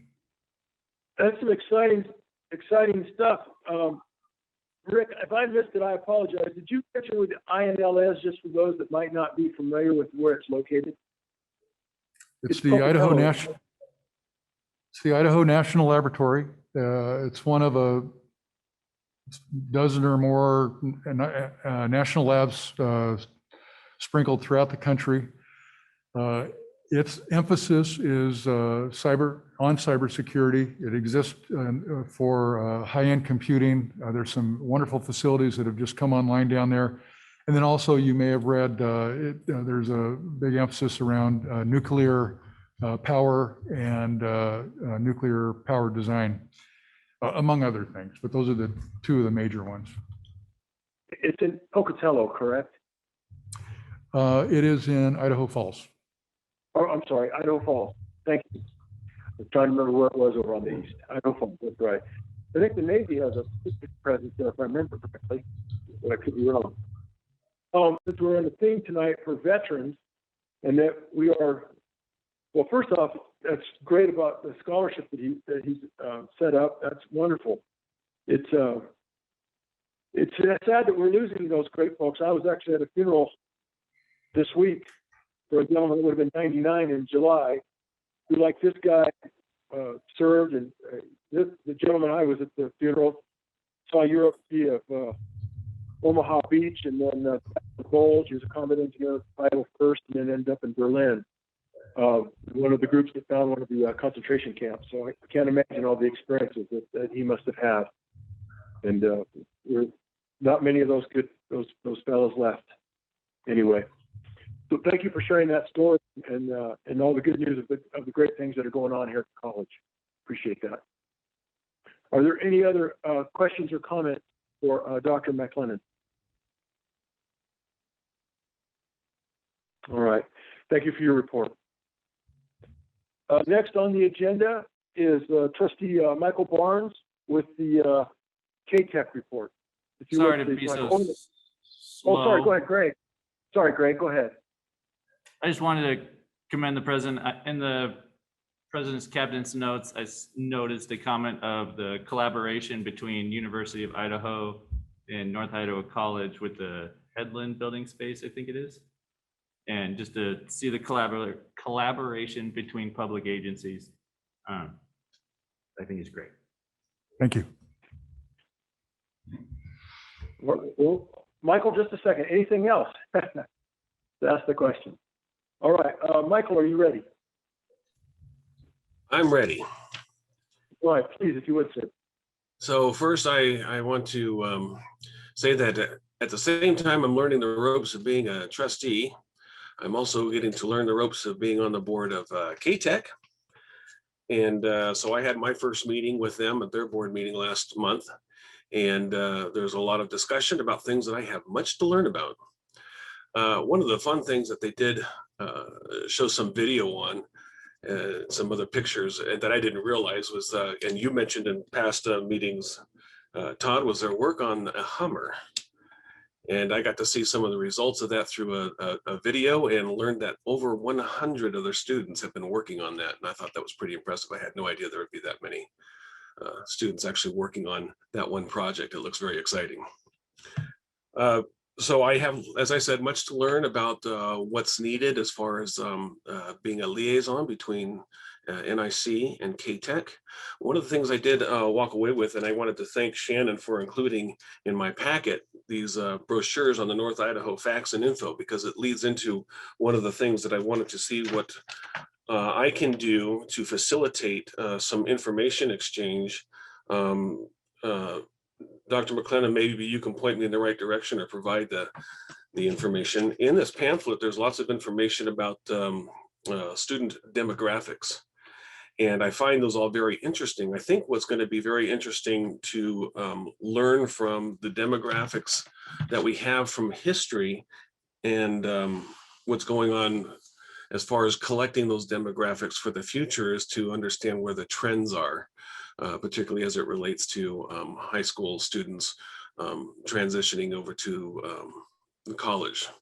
So I'd like to request if you can put me in touch with or provide to me some resources where we can look at some of these demographics over time, longitudinally, rather than just the static, this is the last demographic snapshot. Other than that, I don't really have anything else except, I don't know, Dr. McLennan, do you have anything to share on that for me? Direction you want to point me to? Trustee Barnes, I think it would be probably most appropriate and useful to present that information during an information center session at a board meeting on student demographics, enrollment trends, and whatnot. We do that periodically with the board. And given your interest in particular with what you've learned from our facts and figures, I'd be very happy to have staff put something together on that subject. It is something that we pay a lot of attention to, and so it's not difficult information for us to provide the board. Perfect. Thank you very much. I have nothing more to report. Are there any questions from Trustee Barnes from anyone, or comments or anything else? All right. Well, Michael, thank you for your report. I hope you enjoy being on the K-Tech board as much as I did. They're a great group of people. And Colby Mattia out there, who's the director, has just done an outstanding job. And I don't know if some of you caught it, but on the last page of the Voice, the section of the newspaper, the press, the most recent one, I think it was the very back page. They had a nice article on him, and yeah, he's done a fine job out there. So glad to see him highlighted. All right. So the next thing we have on our agenda is old business. We'll be referring to tab 1, which is the second reading / action for the revised policy 3.09, which is the evaluation of supervisors. And I have the point of contact for that is Karen Hubbard. Karen, are you ready to speak to that? I am. Thank you. You bet. Good Go ahead. evening, Chair Banducci and trustees. As you may know, the college is engaged in ongoing review of its policies, many of which are employment related. And so I anticipate coming before you with some regularity as we continue to update these policies. But tonight I'm presenting for a second reading 2 policies. The first is policy 3.09, evaluation of supervisors. As this is the second reading of this policy, I am requesting the board consider a motion to adopt the proposed revisions. And I stand for any questions you may have before proceeding. Are there any questions for Karen from anyone? Mr. Chair. Yes, sir. Go ahead, Ken. Yeah, what I'd like to do is make a motion that we approve revised policy 3.09. That way, if we get a second, we can have a discussion on it. Yes, approve it. I'm sorry. You want to make the motion to approve it as written, correct? At this Yes. time? Yes. And who did I hear with the second? I'm sorry. That was me, Mr. Chair. Thank you, Christy, Trustee Wood. Okay, we have a motion to approve, and we have a second. Any discussion? And can you make a motion? So if you'd like to start. Yeah, I don't have any questions with regard to this policy. I have some discussion, Mr. Chair. Oh, go ahead then. You're the second. You should go next. Okay. Well, I think it's good policy. We've had time to review it now for quite some time. And really the policy ensures that supervisors are reviewed by the employees they supervise, really with constructive feedback. The 360-degree eval is very common with public employees. I received those kind of evaluations myself, and I thought they were very valuable to me. And so I think it's good policy. They've taken time to really work through it, and I support it. All right. Thank you very much for your comments. Trustee McKenzie or Trustee Barnes, do either of you have any comments? I'll give you a moment. I have a question. Yes, sir. Go ahead, please. So this policy adjustment, it looks to introduce confidential feedback, so supervisors will not know who possibly made the statement. Is that true? That's correct. Yes. There currently is no method for confidential feedback right now? This tool is intended to provide a standardized format. We use a third party, and so they report in groups of 3 or more responses without unique identifiers. So for example, you would have your direct report group. Any given supervisor would have a direct report group that they would get results from as a group. They would have a peer group, and they might have an other group as well of stakeholders that they work with, and they would get feedback, but no individual is identified in this survey tool, providing the raters, those who are giving feedback, an opportunity to provide that feedback candidly with anonymity and without any concern for repercussion of being identified in that way. the third party, could you describe more? Is that another employee outside of the hierarchy Actually, chain? Sure, it's a vendor where we're using currently using DecisionWise, and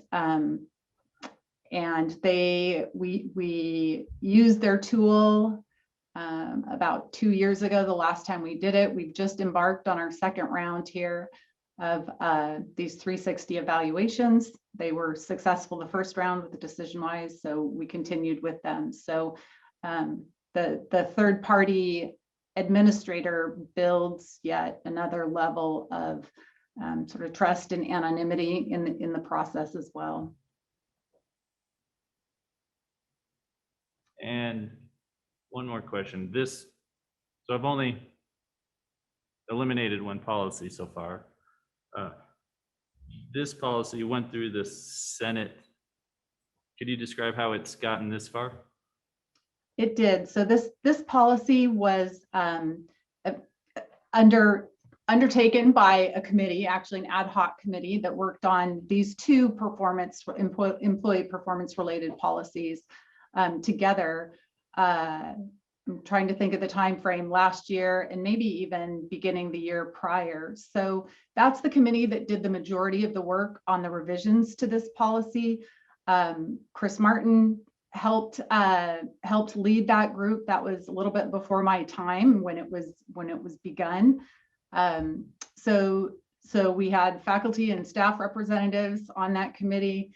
Then it went through to the president's cabinet for review and approval, and then through to Senate as is typical for our policies before it came to the board. Thank you. No more questions. All right. Thank you, Greg, and thank you, Karen. Are there any other questions or comments for Karen on this policy? All right. Hearing none, we'll go ahead and we'll take a vote. All those in favor of approving revised policy 3.09 evaluation of supervisors, please say aye. Aye. Aye. Did I hear everybody? Okay, are there any nays? Okay, the chair also votes aye, so it carries 5-0 with 5 ayes. This is 10. Thank you, Karen. Would you like to go ahead and continue with tab 2, which is the second reading action for revised policy 3.02.22, employee development, please? I would, thank you. So this is the second reading again of this policy, just like the last one. And once again, I'm requesting the board to consider a motion to adopt the proposed revisions. And before doing so, if you have any questions, I'd be happy to speak to those. Mr. Chair. Any questions? Yes, go ahead, Mr. Howard. Yes, I'd like to move that the board approve policy 3.02.22 as it is presented. Thank you, sir. We have a motion to approve. Did I hear a second? I'm sorry. I'll second that, Mr. Chair. Thank you, Christy. We have a motion and a second. Do we have any discussion? Any comments or questions for Karen? Mr. Chair, Yes, ma'am. Go ahead. I would just state that again, we've had a lot of time to review these policies, and what I see in the revisions to this is that they reflect the actual purpose of an employee evaluation, which is to focus on employees' development, identify areas of growth, and identify and set goals. And so I think they did a good job on this policy development, and I support it. That sounds good. Thank you for your comments. All Mr. right, Chair. let's go. Oh, Mr. yes, Chair. I'm sorry. Who is? Ken Howard. Oh, go ahead, Ken. Sorry. Yes, go ahead. I would like to ask Karen if she wouldn't mind giving us a brief thumbnail about the progress of a proposed policy or revision to a policy. I know she did that a little bit just a moment ago, for the new trustees and for the public, I think it'd be worthwhile to show them the thoroughness with which these proposals are examined and before they get to the board. That sounds like an excellent idea. Karen, are you okay to do that? In a few moments? I'm happy to respond. I'm not sure that I understand what's being requested. Are you asking to review the path of a policy? Yes. Okay. I basically want the public and maybe the new trustees to know the thoroughness, how they start out, and the various groups that the proposals are presented to, and the path that it takes to get to the board. Sure, and actually, if the board would permit, I'd be happy to let others jump in as well, because I think that there are a few different initiating paths that policies can go through. I would say, by and large, the majority of employment policies, for example, would be revised typically on an initiation by the HR team, perhaps, and sometimes other groups will initiate the review of a policy. Once a draft has been created, and in this case, that initial review was done by this ad hoc committee created specifically for this purpose, and with, again, broad representation, both faculty and staff collaborated on the initial draft over the course of a number of months, with participation by initially Chris Martin, and ultimately there was HR participation before that policy draft even went to President's Cabinet for review and consideration. Once President's Cabinet has approved a policy to move on, then it goes to the Senate, and the Senate picks up their process where they do 2 readings similar to those of the board, and review and make edits. At that point, once the Senate has approved, if there are no substantive changes made by the Senate, then the policy is typically brought forward to the board for review and consideration. If I've missed anything, I hope that my colleagues here will jump in. Thank you. Thank you, Karen. Kenzie, did that get out what you were hoping for everybody to be able to hear? I think so. Again, I just wanted a brief summary of the process. That was very nice. You bet. Well, obviously the point there, I think and I'm not trying to speak for you, Ken, but it sounds like the point you're trying to get to, there's a lot of work behind the scenes, a lot of time invested on this, a lot goes into doing this. So trying to just give people that appreciation for that process. All right, the next item on our agenda. Need to vote. Better do the vote, sir. I just realized that as I was doing it. Thank you. All right. All those in favor of approval of the revised policy 3.02.22 employee development, please say aye. Aye. Aye. Aye. I think I heard 4 ayes. I'll add mine as the 5th. It passes 5-0. So Thank you. Karen, thank you again so very much. Thank you. Was there somebody else there for a moment? Oh, okay. All right, next on tap will be Beth Ann Fuller for Head Start. We have the first routine action item for the Head Start continuation grant application. Beth Ann, are you ready to go? I am. Chair Banducci, board members, Dr. McLennan, and guests, thank you so much for allowing me to come forward with our grant application this year. My name is Beth Ann Fuller, and I'm the director of North Idaho College Head Start. The subject tonight is our first reading of our Head Start continuation grant application, which is the grant that will run our program from July 1st, 2021 to June 30th, 2022. Just briefly, North Idaho College Head Start is a school readiness program that provides education and support to young children and their families.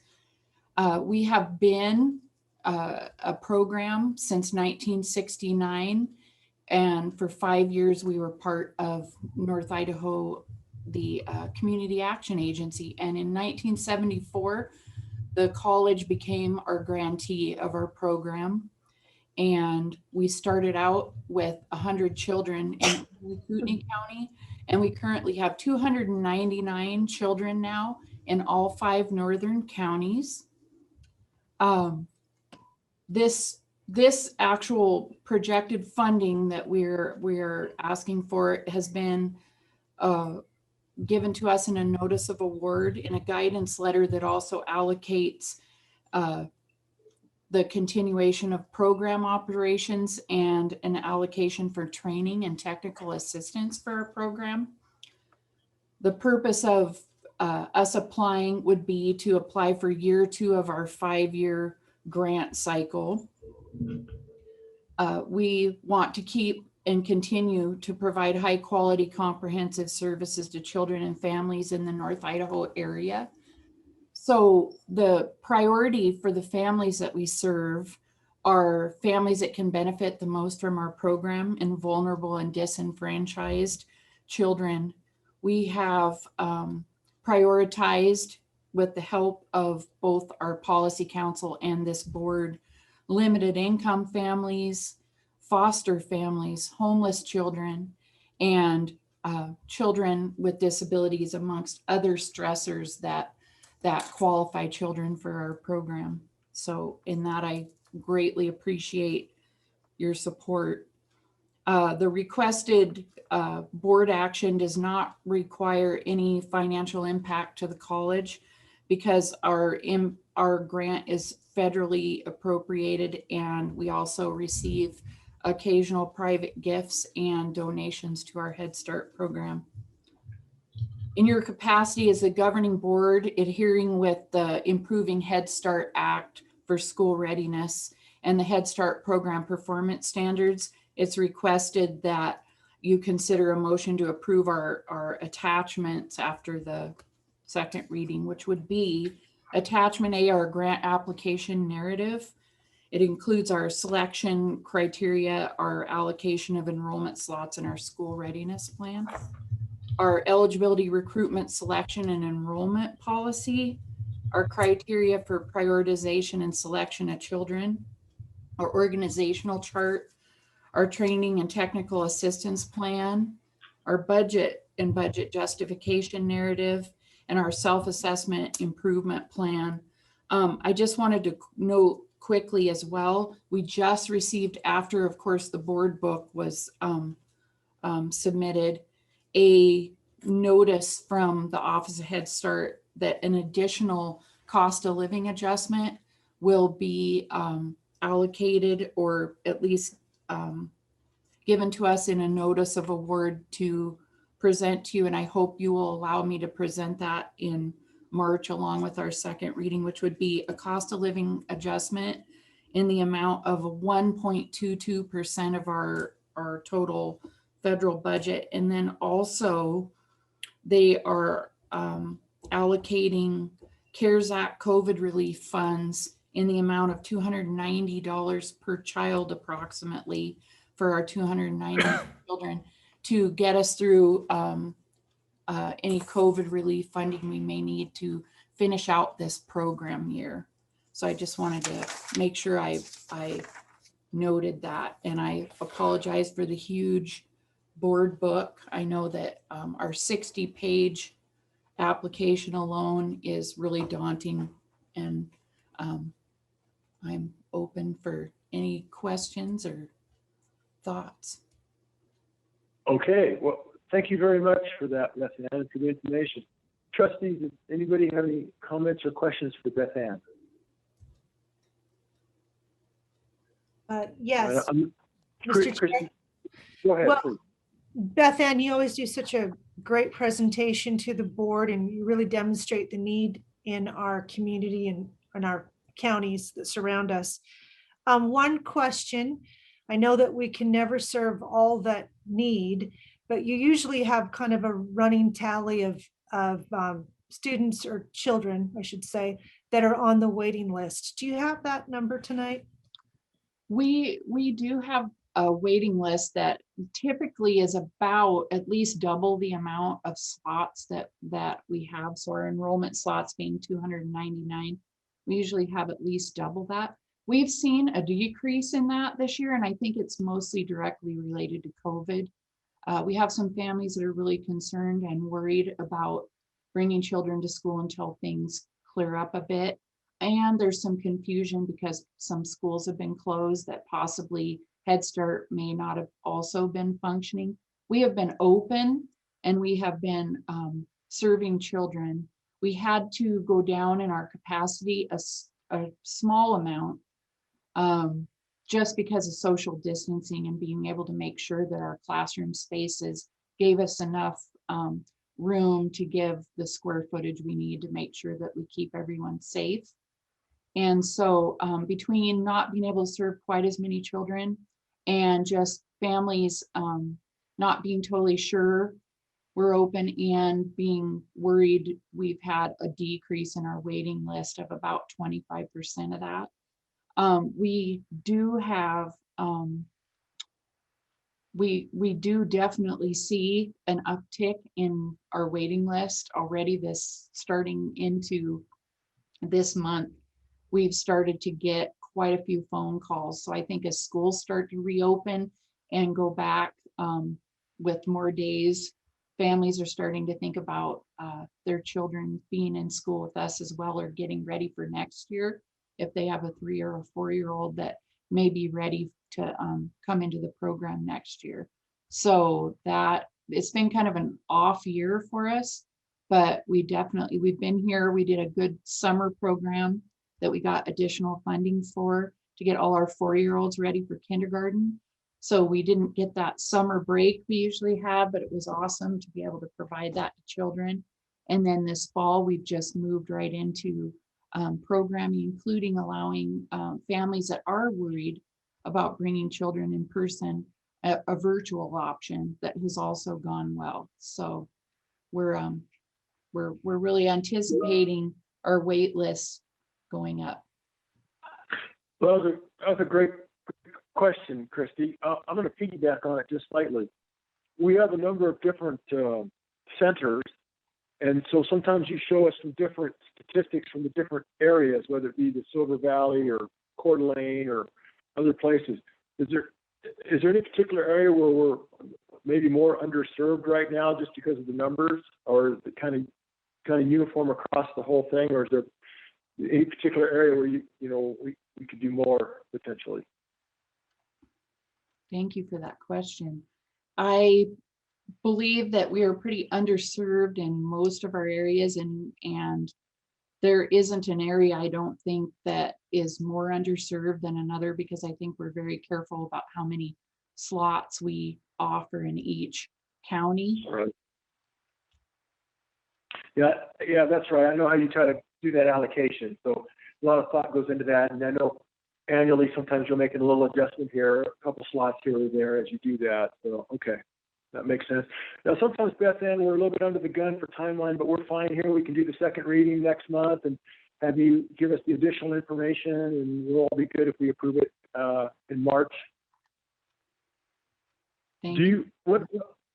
You got one last question. If you don't have any idea, that's okay. It's a little bit of extra money. They're talking about 1.2%, the amount per child.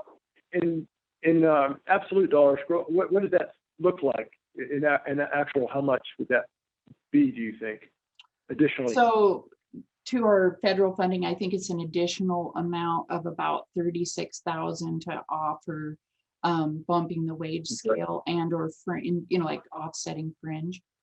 And then 290 times 299.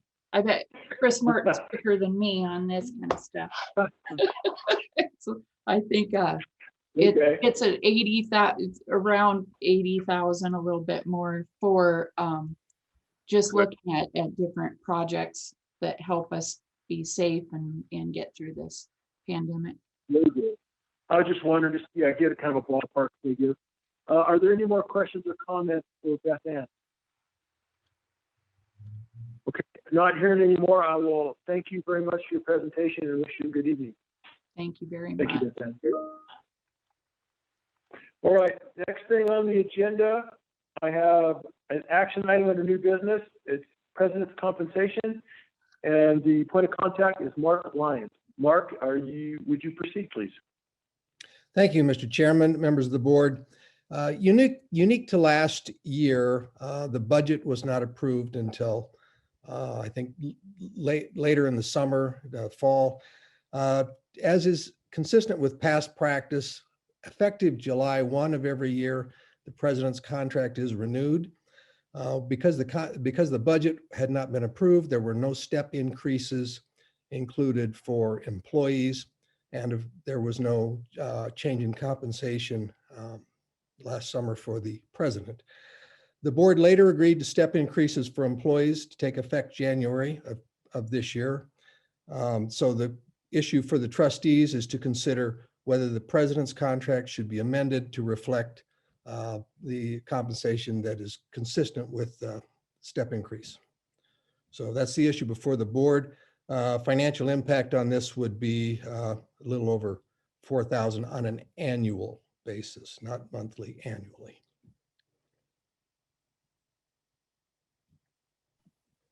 All right, thank you, Mark. Are there any comments or questions? Yes, Mr. Chair. Go ahead, Christy. Well, I would like to see this approved just because I know the history behind it, and that to me it was an oversight. But I would respect that the two new trustees really want some additional information, and I'd be willing to table this until the next meeting. I'm happy to make a motion to table it if they feel they still need more information. All right, I appreciate that offer. Greg, Trustee McKenzie or Trustee Barnes, either of you have a comment on that, or is that acceptable to you? No, I would appreciate that. That you, Greg? That's Greg McKenzie, and I would agree with Thank you. tabling it till next meeting. All right. Trustee Barnes, any thoughts or comments, or are you in agreement?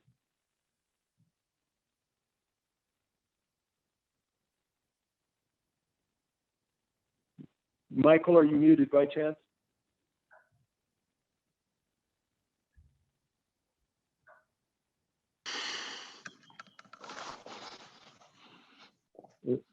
Okay, well, I don't hear Trustee Barnes. I'm not hearing an objection at this time. I don't want to.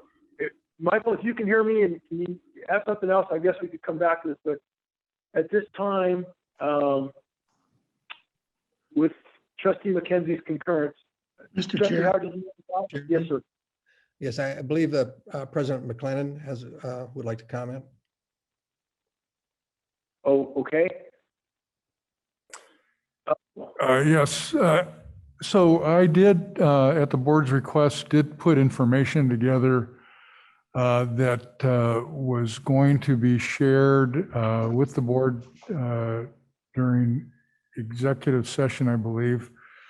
And relative to this question, that was not able to happen because of other priorities at that time. So I think it's absolutely fine by me to wait at least until you have a chance to look at that other data information that's relevant to the topic. Mr. Chair. Yes, Ken, go ahead. Yeah, I'm fine with putting it off till next meeting, but I think we ought to have some specifics as to this increase in compensation should be effective on a certain date, and it should be a certain amount. And I think we need to have those specifics because I quite frankly would consider making it somewhat retroactive since we've been so dilatory in getting to this, maybe effective as of the first of the year or something, or when we made it effective for the rest of the employees of the college. But right now, the only thing I have is some general amount of about $4,000. So I don't know if Mark has the specifics about the amount. And maybe to that end, Trustee Howard, would you be amenable to knowing what the monthly amount would be? If we could see it that way? Yes, because that way we can make a motion and we know what it is and when it starts, how much it is. Well, and again, if we know the monthly amount, we could always, we can have a start date or we could adjust it, but we know what we'd be talking about depending on how many months it is times that amount. So that gives us some clarity. Yes, sir. Mr. Chairman? Yeah, Mark. Mr. Chairman, the amount, as I understand it, annually is $4,366.50. So 4,366.5 divided by 12 is $363.88. If we can we have, I'm sorry, Mark. Were you done? I'm sorry, I didn't mean to interrupt you, sir. I was gonna say maybe in the, oh, sorry. Sorry, Mark. I was gonna say maybe that could be reflected in the materials for the next month. We'll just have that included if we could. Just have that amount included. I was given a message, and if Michael's back on, let us know. I was given the message that Trustee Barnes might have dropped off. I just want to make everybody aware of that. So I don't know that we have Trustee Barnes on. Okay, I just got a message that will let me know if he returns. So apparently we do not have Trustee Barnes on the call at this time. Which I have to be quite honest, I'm not sure how, well, let's do this first. I think we can take a vote to table this with the trustees. I think everybody's in agreement at this time to table this. So Mark, One more I'm question. thinking of, Mackenzie Gray, this question. yes, please, go ahead. I was just familiarizing myself with the topic, and I was looking, it looks like last year the president's contract was renewed. I think you just said that, Mark Lyons, yes? Trustee McKenzie, yes, the answer is the president's contract is renewed every July 1. So that is a normal practice and has been ongoing for decades.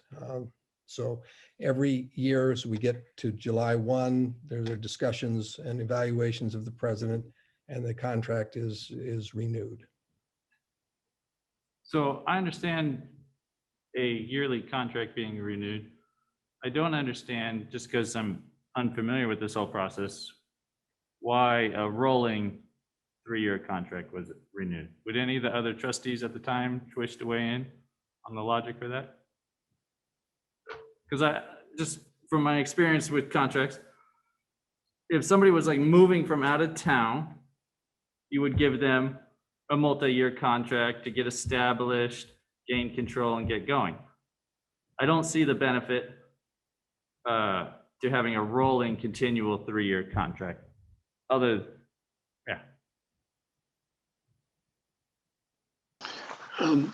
Mr. Chair, Yes, Trustee Howard. yes, Go ahead. let me at least make some comment to that. I've been through, I think, 3 presidential searches, and quite honestly, the rolling contract is a standard condition of every contract I've been involved in. The nature of being a president of a college or university involves the kind of thing that you can, a year-to-year contract just doesn't work. And so this has been a standard, not just here, but I think across the country. And maybe Dr. McLennan can talk more about the specific circumstances that justify it, but this is standard procedure as far as my experience. And I would agree with that. When we went through our searches, this was part of the assistance of ACCT was helping us devise a proper contract. And it is the norm with colleges and university presidents that they have a rolling contract. Well, I would naturally assume if someone's doing a great job, that you would naturally approve their contract. what I'm not understanding is the rolling 3-year contract. But it sounds like none of you addressed that. Well, I'm not sure what you don't understand. It is, it's standard across the nation with college presidents. And in order to attract and retain quality employees, we try to stick with the standards. Mr. Chair, another comment. If you were Yeah, to go ahead. examine the contracts of the other presidents of the community colleges in the state of Idaho, and indeed in the neighboring state of Washington, you'd find they all have rolling contracts.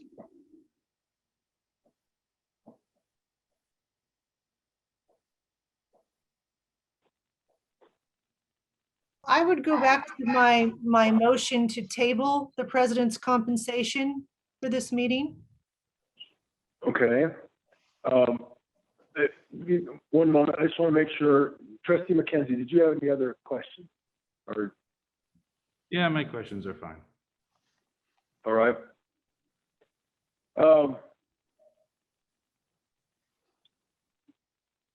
I guess, I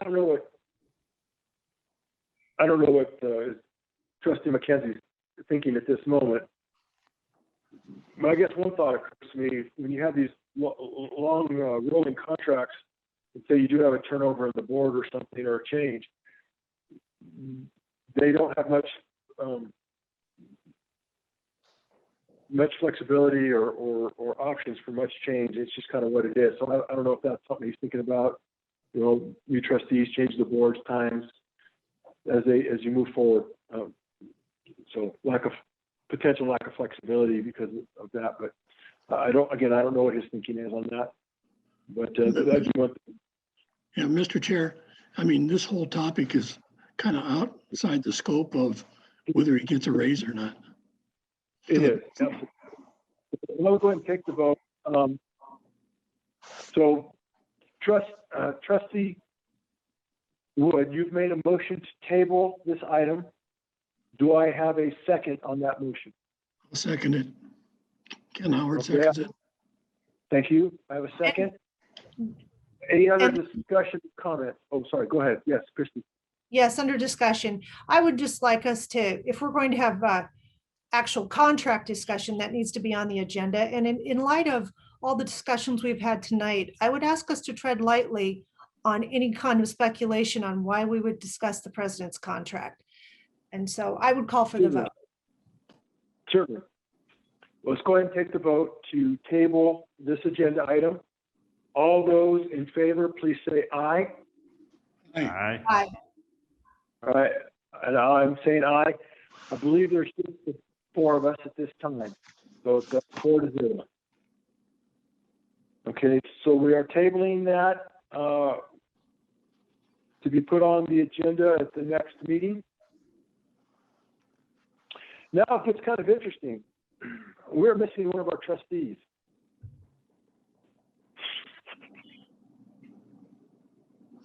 Mr. Chair, we do have a quorum. We do. We do. Okay. Well, we've got tab number 4 is the next item. To review the board conduct policy revision. And the point of contact on that to start is Greg McKenzie.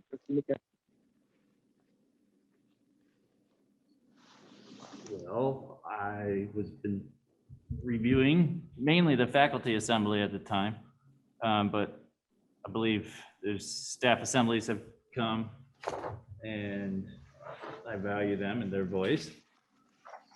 And after again reviewing the conduct policy that was rescinded in December, I tried to find a compromise that everyone can be happy with, and I made an attempt.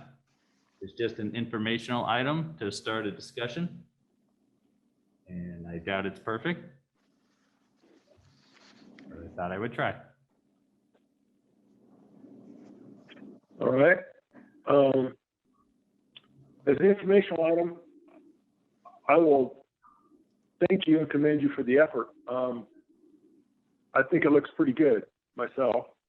It's simpler and it keeps us out of the weeds on some things and a little more straightforward. Again, as chair, I can say it significantly reduces the power of the chair, which is just fine. I have no problem with that. Probably it's appropriate, actually. I don't know, Trustee Howard, Trustee Wood, if you've had an opportunity to review it, if you have any questions or comments or anything specific. I know, Trustee Wood, you've put some time on this and revisions looked, and I know I think you have an initiative maybe on one of the other elected bodies that you're working with. Did you have a chance to review what Trustee McKenzie drafted? I did. Thank you. And I would like to comment. I appreciate his initiative for sure, but I would like to, later on in the agenda, we talk about forming a committee. So some of my concerns with the policy is it's not inclusive through its development, and we would certainly want the board to work together on board policy. But I'm also concerned, Mr. McKenzie, in some specific areas. I'm not sure, and we could through development of a policy could get here, but I'm not sure that your proposal comports with state law. There's a couple of questions around executive session, the clarification on the trustees' use of facilities, which I wasn't sure if you were suggesting. In my mind, if we're going to use facilities that the public or the students are going to use, we would pay for that. But I wasn't, your verbiage said that we would have the same access as students. And so some of the things that were built into the policy look more like didn't really belong in an ethics policy. They're more like perks, and so that contradicts with an ethics policy. So I did have quite a few questions as we went through these, and we don't need to go all through it tonight, but since it's just a review, but I do have a number of questions. Okay. Mr. Howard, Ken, do you have any comments, Trustee Howard, or thoughts? I do. I reviewed the policy and compared it to the old policy that was rescinded in December. And there are significant changes. While we talk about a code of conduct or a policy of conduct, the language of this proposal, for instance, on the second page, it says, board members recognize that. Well, recognize something is not a code of conduct. And when you go down through the listed items 1 through 8, it simply says that members recognize, for instance, in number 2, maintaining confidentiality is important. Well, no, our code of conduct should be that we will maintain confidentiality, recognizing that it is important. So this does not establish any conduct. It simply says you're going to recognize something. I think that we need to have something that is a document that shows that we have a code of conduct that we will hold ourselves to. And then if there is some violation of that, then there are some sanctions to that. So anyway, 1 through 8, I would have just difficulty with the way that they're prescribed. And then what happened is in coming up with this, while there were 12 items of conduct in the original one, they've been reduced to 8, and some of the ones that were taken out are significant. Under board members, go ahead. Can I make a suggestion at this point? Sure. I mean, because otherwise we could continue to tear it apart.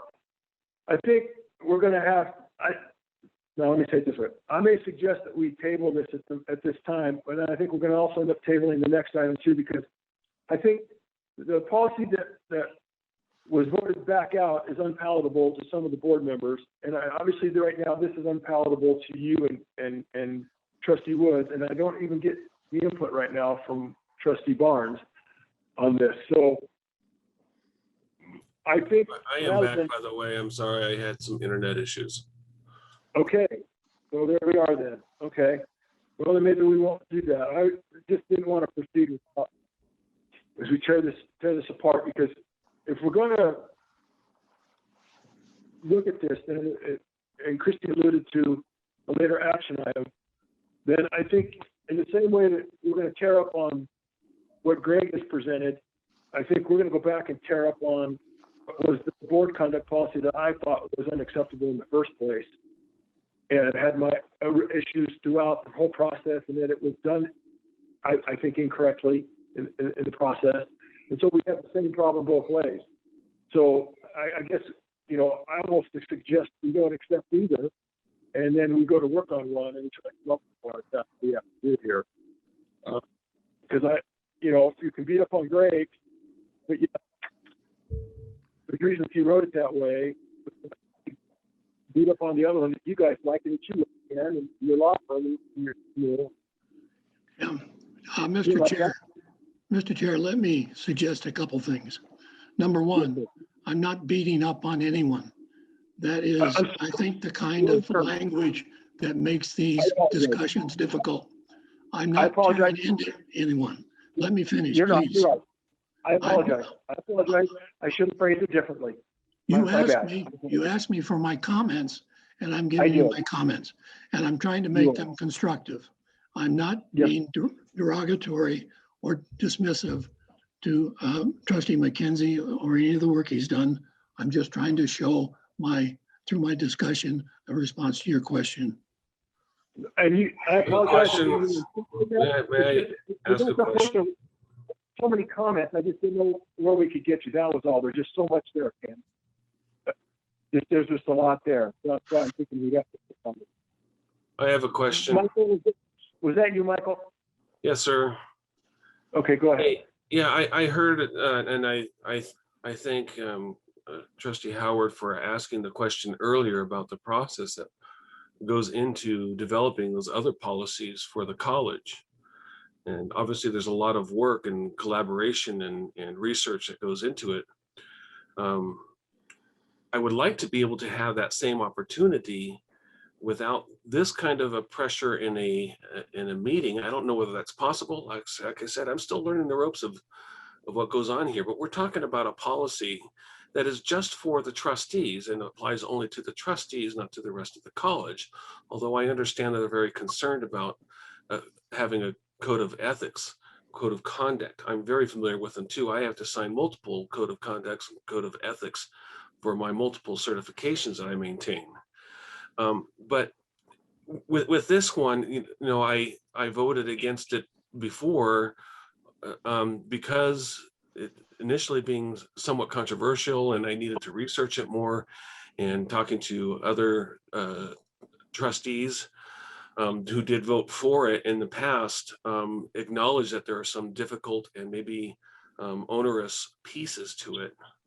So I'd like to find a way where we can do some kind of collaboration. I know we have some restrictions on how we do that as a board, but this doesn't seem to be the right kind of a forum here to try to hash out a detailed code of conduct policy. So I appeal to someone better and know what is the best way for us to be able to collaborate on this without violating public meeting laws and other things like that. Well, thank you, Michael. That was more articulate. Just a moment, Christy. That's more articulate than how I said it. And Ken, I wasn't trying to be critical. It's just there was a lot of information and a lot of stuff, and Christy had a number of thoughts and comments. And to capture all that in this format is very difficult to do it in a constructive manner. So, Mr. Chair, go ahead. Yeah. Could I respond to Trustee Barnes's question? Because are you okay to wait, Christy, just a minute? Okay, thank you. Go ahead, Ken. I'm sorry. Just for everybody's edification, when this policy was first developed, it was developed and it was, a version was written up and then it was circulated to all of the trustees at the time. And any changes or modifications to it were requested in writing. And then all those changes that were received were redlined into the draft and circulated again and gotten more questions back and comments. And then those were again circulated to all of the trustees before there was a motion made and it was voted into policy. Thank you, Ken. That sounds very logical. And when I came into this, of course, that was not my understanding of it. And because of the level of difficulty and controversy that at least two of us had with it, that's why we wanted to deal with it. I said from the very beginning, I'd be very interested in readdressing this, because this is a policy that addresses just us trustees and not the rest of the college. I'd like to have the opportunity to readdress some of those concerns that I have in a proper form. And if I could respond to that, I was, pardon? Listen, guys, this is Todd. I'm going to step up for just a second. It's 8:50 at night. I think we have the potential to go back and forth. I think Christy wanted to say something too. I don't think that we're going to accomplish anything on these two items tonight. I'm just trying to be honest here and fair. And I think Michael has a good concept of the collaborative process that may need to take place with the new board chair, or new board members. That we may have to start this process again at this time and come up with something that's acceptable to the board as it stands right now, the 5 current members. And it may have to be maybe it's a very similar process or the exact same process as it was done previously. But I'm going to make a motion at this time to table this action item and the next action item at this time. Can I do that? Can I make a motion for both, Mark, or do I have to do them one at a time? Mr. Chairman, members of the board, you could make that now. I do have a comment if you make that and we get a second. I do have a comment on the options available to the board to discuss. Please go ahead. Policy. Go ahead, sir. Go ahead, Mark. So when the previous policy was adopted, there was a draft that came up. It was discussed in board meetings. It was presented in board meetings. Trustees later would send comments, and then those would be brought up again in another board meeting. If you want to have a committee or some other approach to developing a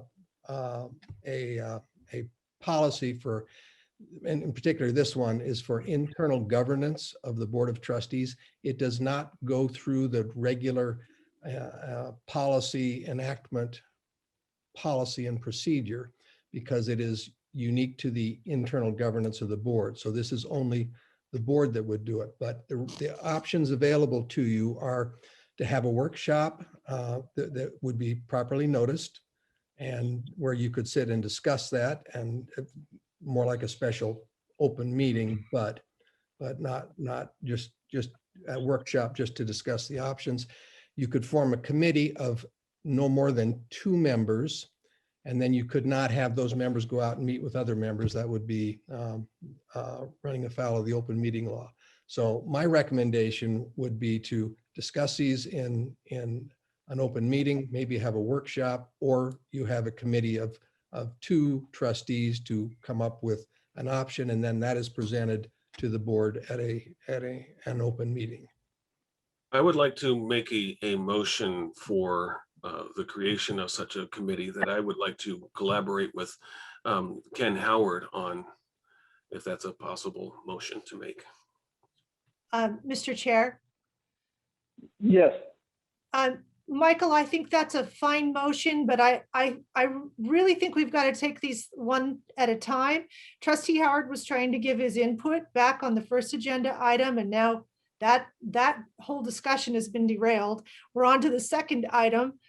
So we just really need to follow some order. I'm all for what you've said, Michael, but I'd like us to get back to a sense of order of what's on the agenda and let Trustee Howard finish his comments. Well, actually, on that note, I will make a motion to table tabs 4 and 5. And I'm looking to see if there's a second to that motion. I second it. All right, I have a second. You do allow comment or questions on that? Yes, Mr. Chair. I'm going to oppose your motion to table simply because we have heard from the constituents that they would like to see this policy reintroduced and put into effect. Putting it back into effect doesn't mean it can't be changed, doesn't mean it can't be replaced at a different time. But right now we have no policy. And we have questions coming up about some conduct, about maybe where you report complaints against trustees, and there's no policy for it. I have been shown no objections to this policy that was rescinded in December in terms of it not working or it causing problems. I know in deference to you, you've said a couple times that there's a lot of power to the board chair, but I must confess, I've read through this in great detail. You haven't given me any detail to support that statement. And there's only, I think, 2 instances where the chair has given some discretion. Anyway, I don't see any problems with not putting this policy into effect now while we work on a quote better policy, so that at least we are proceeding forward and hopefully satisfying some of the constituents of the college that we take seriously our responsibilities of a code of conduct. I have something I'd like to say. Go ahead. Go ahead, Greg. I just want to read from the old policy. This policy is not intended to infringe upon individual First Amendment rights nor interfere with personal relationships. And it does exactly that to the nth degree. And it's properly called the gag order. And I made an attempt that tries to respect First Amendment rights of the rescind and does not trample all over the First Amendment rights of trustee members and NIC employees. Mr. Chair, thank you very much for that editorial comment, but I would challenge you, Trustee McKenzie, to go through the policy and show where it's a gag order. Right here. Actually, well, I'd be happy. Communication procedures, board members' requests for information, communication with legislators, public officials, and community leaders, relationship with the press. You've read the headings. Read me the language that's a gag order. You can read the sections for yourself. My interpretation of them is it's a gross gag order. Well, again, I would tend to disagree, and anybody that wants to look at it in detail will find that what it is a series of policy recommendations and very few requirements. I'll give you one just to start. There's a line in there that talks about board members shall inform the president about contact and interactions with college personnel. So to me, that sounds like if we talk to anybody as part of the college community, we have to inform Rick that we've had an interaction. Now, how is that not chilling to our having communication with people on the campus? Why should we be reporting to the hall monitor that we talked to somebody? Oh my gosh, Mr. Chair, I just have to object to that completely. We work with the president as a team. We're not working against the president. I didn't say we were. And you Well, let the Neil, I president think- know, I'm still talking, Mr. Chair. You Yeah. let the president know that you've had communication with staff or you'd like to have communication with staff out of respect for his position. Would you like to clarify the circumstances? You know, we've asked, if someone complained that I was on campus and talked to a teacher, and maybe we went into their office. Are you kidding me? Really? That's because they might be my personal friend? But see, here's the slippery slope. You're shaking your head, Chris, but you know that that's exactly what this is. Where do you draw the line and at what level do we stop communication? Again. Trustee Wood, Yeah, go ahead, Greg. in my short tenure as a trustee, I have directly experienced this gag order in trying to connect with employees, just get to know them, not even ask about policies, and get to know the fine, wonderful people here at NIC. Well, There's no objection to you getting to know the personnel of NIC. I would encourage you to do so. The difference is reaching out to staff, giving them direct orders, going around the president, showing up on campus for meetings without his knowledge. This policy was created and crafted to present that kind of behavior. We don't want that kind of behavior from a trustee. It's very reasonable to All not of your political expect that. talking points. Well, Excuse me? okay. Stop. I'm going to read one more thing. Chairman, or Trustee Howard asked me to do this. Here's an example. It says, we're not to intercede with any students, faculty, administrators, or any other employees of the college on behalf of any person or program without informing the board. Would you please reference the policy so I can see the context? It's the interaction with college personnel guidelines, number 3. Page what? Page Page 3 of 6. And where is it? Item 3? Item 3, the interaction with college personnel guidelines. Yes, Okay. Have you found it? I did.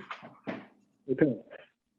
Now, as an elected official, every person at that college, anybody in Cook County, technically really anybody in the 5 northern counties, because that's our service area, anybody that's anybody that's a citizen, are all part of our constituency for all 5 of us, because we have zones, but we represent everybody and everybody votes for us. So I don't see how that's not a problem. Well, I can't communicate with anybody that has anything to do with the college without informing the whole rest of the board. Again, like I have a hall monitor. I should be able to talk to anybody on this campus that I want as a taxpayer, as a citizen, as a voter, and they should be able to come to me as their elected official, just as they would to the city council, if it was Christie or whoever, or to our legislator or the county commission. And see, that's the thing that really I struggle with, is that we have some different philosophies and differences of opinion here about how that should work.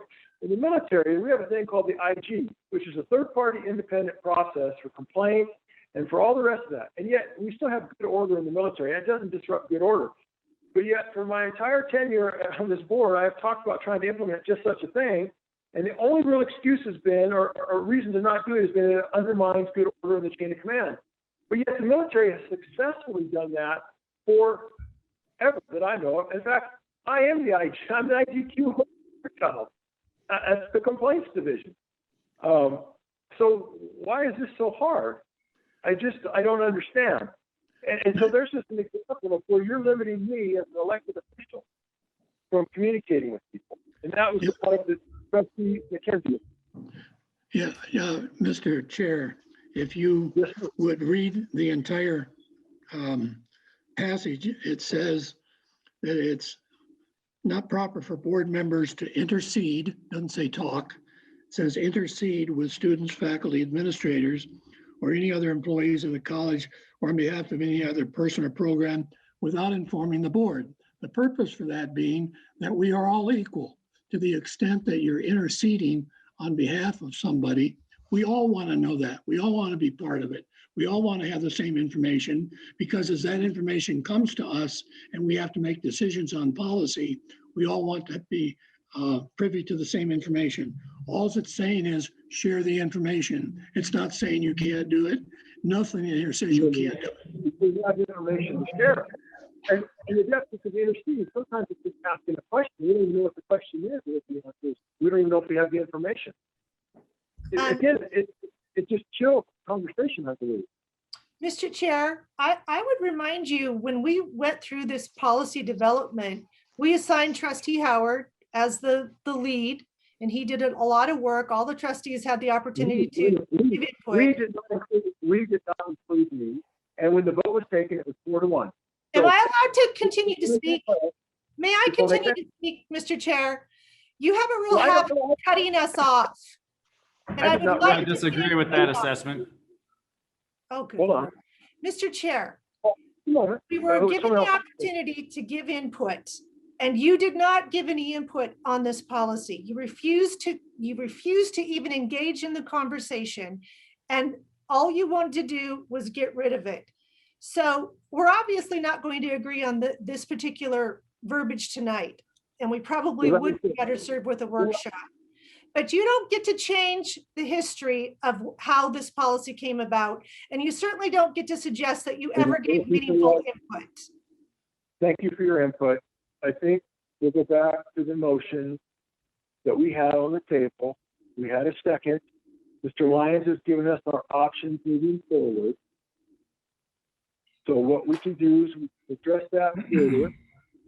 I think people have expressed their concerns or their support for the policy at this time. So right now on the table is a motion and a second to table tabs 4 and 5 and move on to the action item, which would be next. Do all those in favor of the motion, please say aye. Aye. Aye. Okay, all those opposed, say nay. Nay. All right, chair votes aye. Motion passes 3-2. Now, there was a Yeah. motion by Trustee Barnes, and I second it.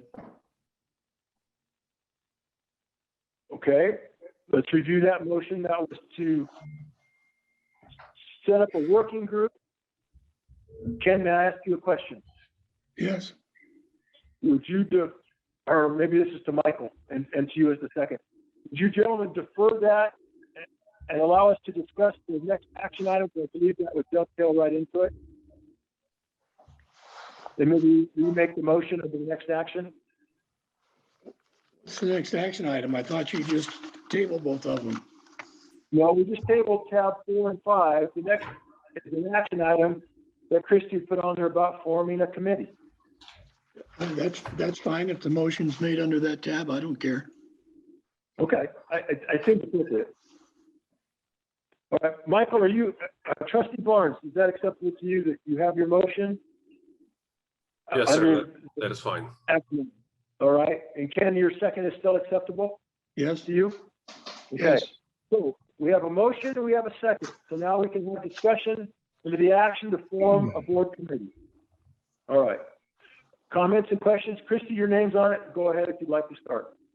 I just think that if we want it to be an inclusive discussion, we should form a committee. I'm perfectly happy to have Trustee Howard, who's done the most research on this, join Trustee Barnes and come back to this board with some good suggestions.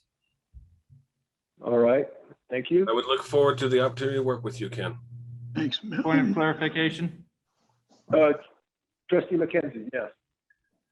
So I think I understood Trustee Wood saying that Trustee Barnes and Trustee Howard would work together, maybe the next board meeting or the one after that, whenever they succeed, and come back with another proposal.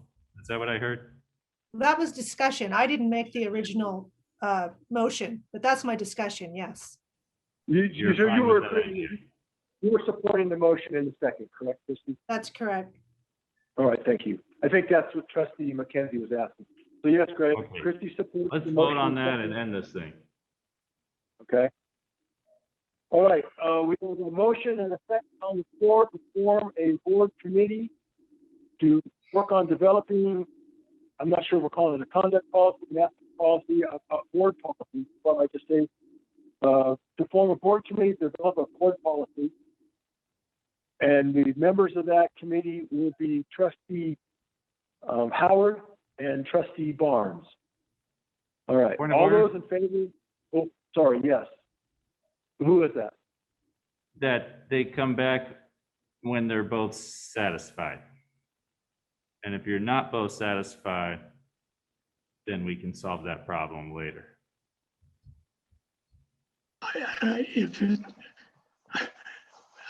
think the task, I think the task the two of us have is to get together and try and find some common ground that will satisfy all of the trustees.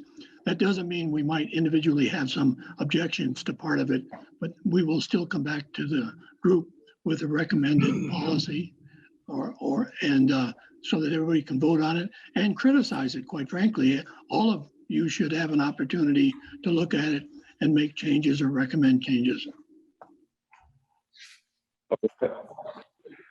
Thank you, Ken. Trustee McKenzie, that sound about right? That's what you're saying, I think. So, okay. Anything else? Comments or questions? Okay, let's go ahead and put this to a vote. All those in favor of forming the board committee to develop the board policy that consists of Trustee Barnes and Trustee Howard, please say aye. Aye. Aye. All right, I believe that's everybody. Are there any nays? All right, that motion passes 5-0. Michael and Ken, without us trying to put any undue burden on you, may I leave it to you two gentlemen to reach out to one another to try to set this up to how you guys want to try to work together? I think we're capable of that. I believe so, sir. That's why I'm happy to leave it to you two gentlemen's discretion. All right, thank you. All right, the next item on the agenda is tab 6. It says first reading action. It says, and it's board training, and Dr. McLean will speak to that. Members of the board, I was asked to collect some information on services that the board might access to help with some of the issues that we just actually saw demonstrated here this evening in terms of board action. I went and we had some difficulty getting a response from the AGB folks, the Association of Governing Boards. But I do want to draw your attention to the information that you received, and it's a document, support for each board role. And I mentioned last time we talked about this, that AGB is typically and more traditionally associated with supporting private institutions and four-year public institution boards that are much larger. 5-member board of trustees is one of the smallest types of college boards in a governance structure. Even among community colleges, most community colleges will, in other states, will have at least a 7-member board.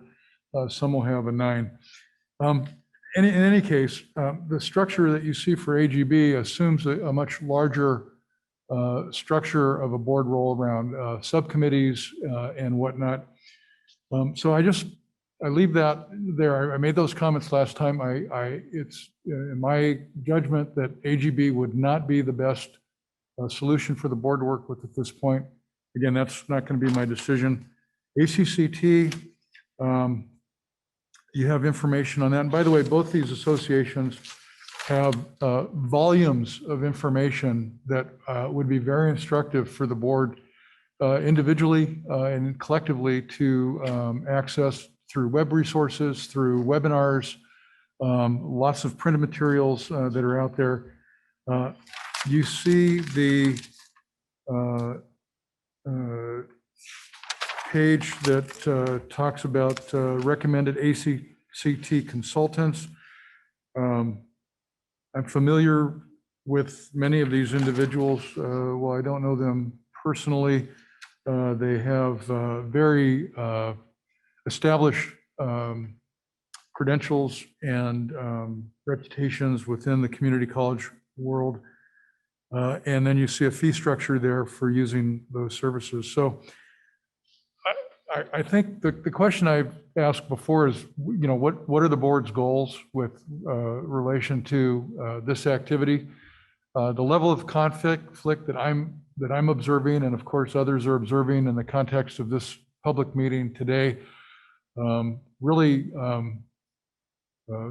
have the board and the college very wide apart on issues of trust and even having, in many ways, civil conversation. So I'm not sure getting into a room with a consultant is going to get there unless you really clarify the goals and the outcomes that you're trying to achieve as a result of that.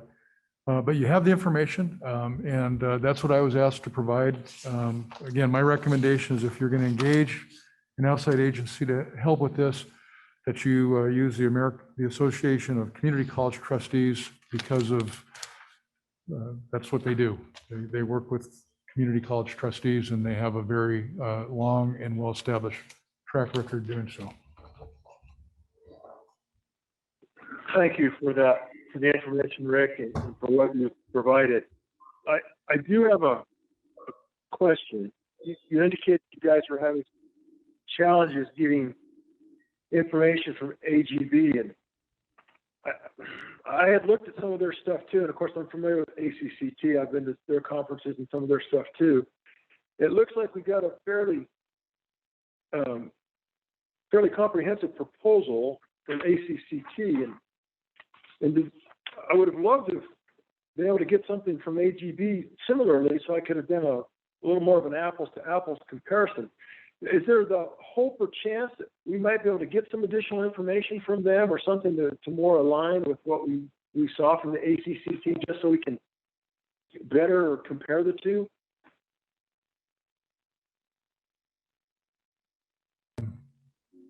Shannon Goodrich to maybe respond to that question in terms of what her interaction's been up to this point. Shannon, if you don't mind.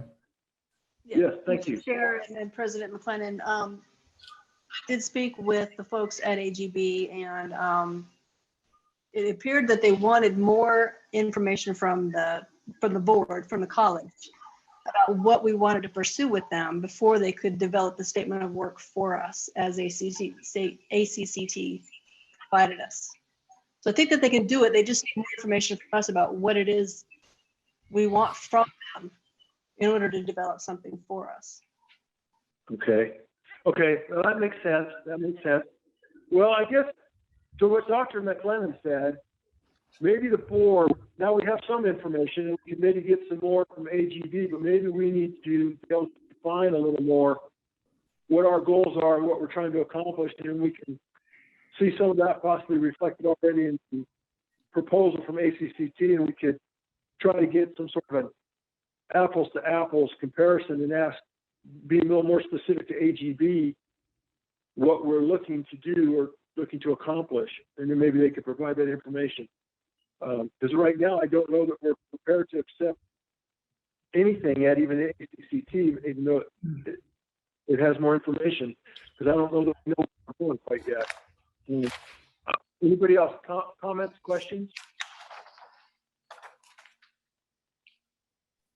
Mr. Chair? Yes, go ahead, Christy. Well, 3 of our trustees, including yourself, we're very experienced with ACCT. We've worked well with them in the past. They provide a good project or product. And I wouldn't imagine any reason why we wouldn't use ACCT. But I think it's true that we need to narrow our scope. What are we looking for? For me, I think it's imperative that our new trustees get the same level of training experience that all of us were able to receive, and it's just been difficult with the pandemic. We haven't been able to send them to a conference for that 2-day basic training, essentially on the role of the trustee. So that's imperative to me that we still pursue that for our new trustees. And then probably we need to have a consultant workshop working with the board, working through how we work together as a whole. And I don't know if I'm describing it very well, but even if it were a 1-day workshop, just with a paid consultant to try to lead the board toward working collectively, I think that would be a good start. All right, thank you. Anybody else with any thoughts or comments? I think that's Greg McKenzie here. I think Yeah, that's go what ahead, I Greg. was calling for at the last meeting. I'm glad to hear you proposed that idea, and I like that. I would love for someone to sit down for a day, talk with each one of us, objectively provide an opinion. Oh, I'm sorry, Mr. Chair. Trustee McKenzie, I don't think we're understanding each other. That's not what I'm saying. I'm suggesting a board workshop where we all work together with the consultant. And Yeah. not one-on-one. Just, we all learn to work. We work with a consultant with the goal of working together. Yeah, customized training. Correct. And I have actually participated in that sort of training before with past boards. And it's very valuable just to have a consultant come in and work with the entire board. May I ask a question here? Well, let me say it this way. Let me give something for consideration. Maybe there's a composite of what you both had said. If we had a consultant come in, there may be some value for that consultant to have a little bit of one-on-one time with each of us initially, and then be with us all together as a group. There are different dynamics individually versus a group, and a consultant could get to know each of us a little differently one-on-one, and then maybe use that information, that experience that they've had with us, and that might help them as they work with each of us in our different personalities and just who we are with a group dynamic. So there may be some value of having a component of both an individual discussion and obviously the group workshop and group discussion. I don't know, I could see merit to that. Does anybody not? Mr. Oh, I Chair, absolutely. Mr. Chair, my suggestion would be that we leave that kind of a decision as to the way the session goes to whoever we hire.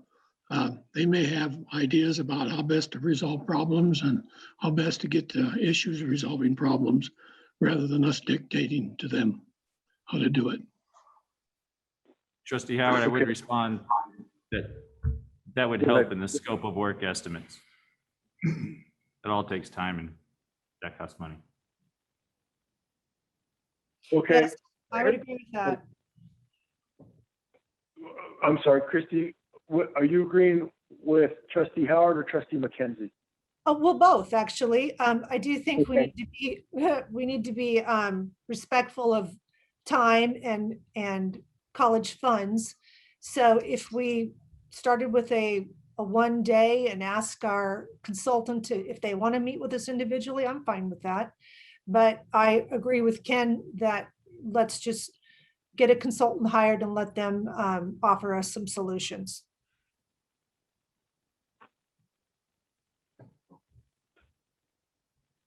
Okay. So I would make a motion, Mr. Chair. I make a motion that we ask the president's cabinet, or excuse me, the president, to reach out to ACCT, and we already have their dollar amount. Reach out to ACCT and schedule a 1-day consultation with the Board of Trustees in the near future. I have discussion on that. I'll second the motion. Yeah, now we've had a motion, we've had a second, now we can have discussion. Go ahead, Trustee McKenzie. I believe in competition. And if we got multiple quotes, now that we have scope of work for customized training, which sounds like 2 days. And I think that would be judicial use of public funds. Yeah, I'd be interested to see what the consultant would say, and I'm directing this towards President McLennan and Shannon. There could be maybe half a day for the individual meetings and half a day for the workshop, or it could extend over 2 days depending on timing and schedules. So that could be something that could be flexible depending on what can be worked out logistically. But maybe we could ask AGB to give us a quote on a similar program as to what we can line up to what we see on ACCT. And then we could compare the two programs and then make a decision from there and see what the costs look like and if they can accommodate it in a 1 or 2 day schedule. I recommend they each propose 6 consultants and that the board chooses on.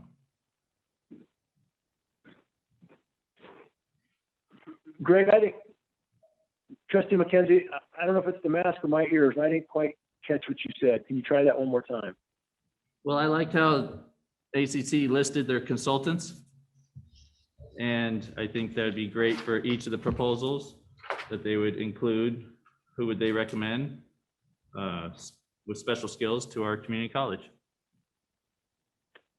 All right, that seems reasonable. Shannon, Rick? Mr. Chair, we have a motion on the floor with a second. We do, I'm sorry. We do. We have a motion on the floor with a second. I was just trying to flesh this out a little bit, but maybe we need to back up a second. Are there any more comments or questions in the motion? Trustee Barnes, are you still with us?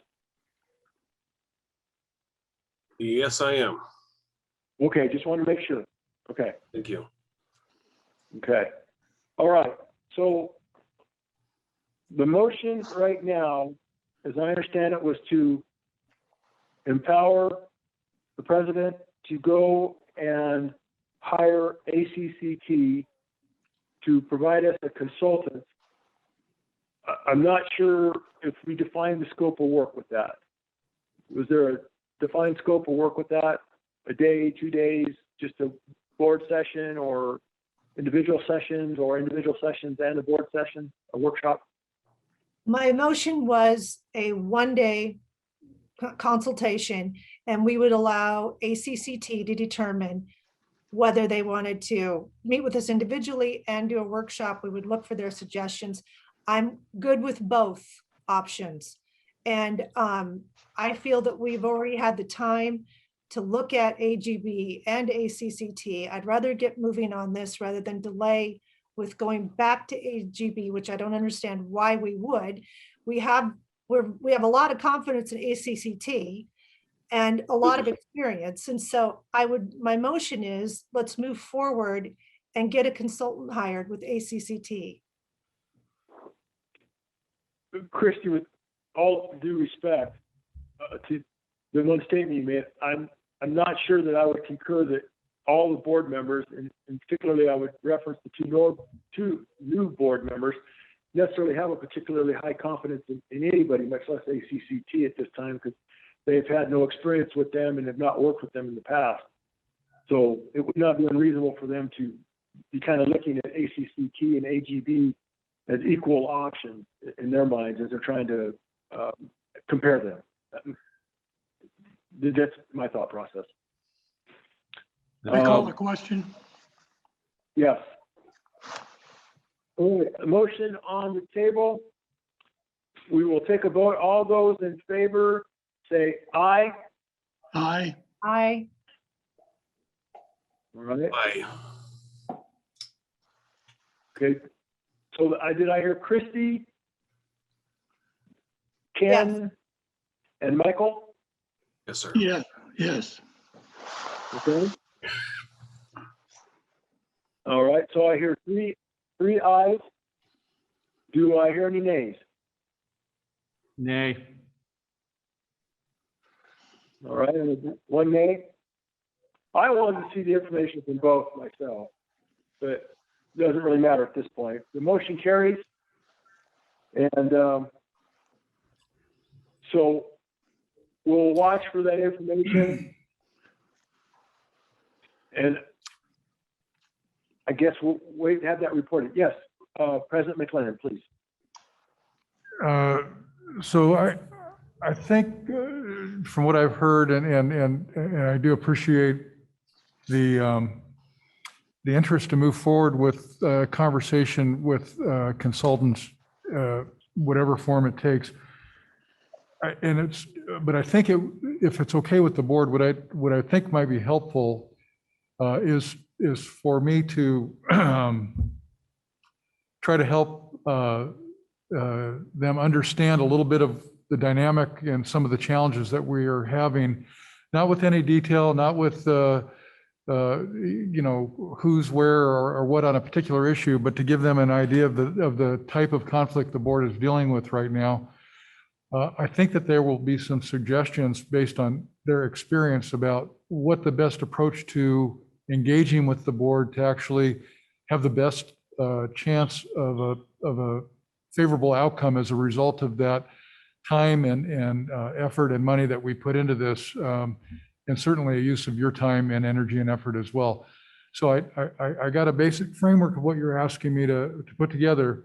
What I'd like to do is to have this conversation and send information to the board to say it might be a little bit different in terms of their suggestion and how they would recommend approaching the task. But it could be just like we've described here, but I'd just like to keep that a little bit flexible in terms of, because really I don't have an exact format as a result of that motion. So I'd like to get information and bring that back to the board quickly.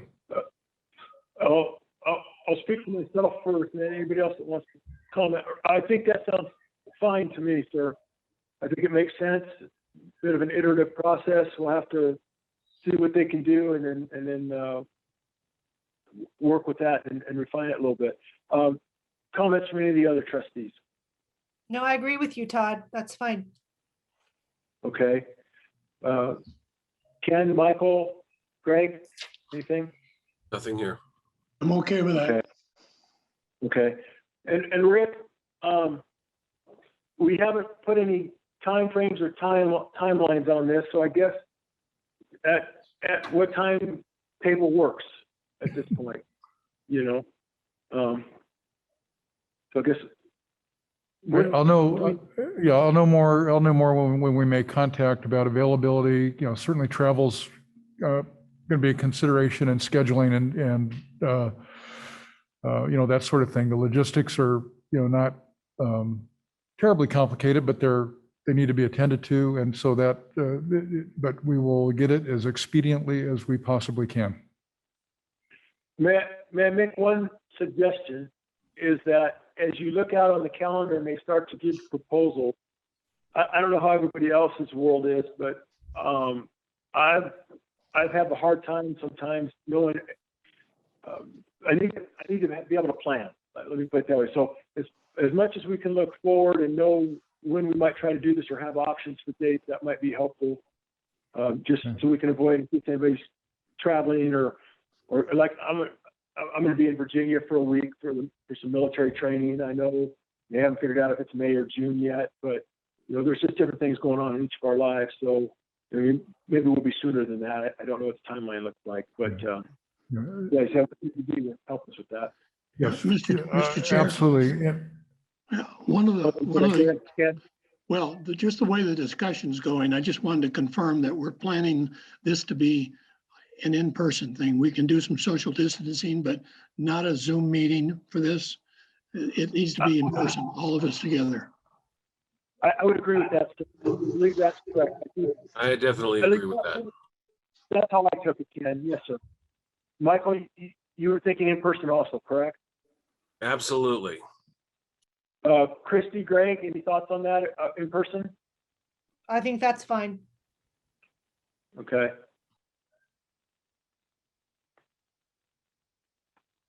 Greg, that's acceptable to you also, I take it? I voted against it, but sure. I understand. I had a lot of that experience over the last 8 years. I understand. All right. All right, we will wait to hear back from you, President McLennan, on that. So appreciate that. All right. Next item on the agenda is information. It's course scheduling and cancellation, and the point of contact on that is Lita Burns.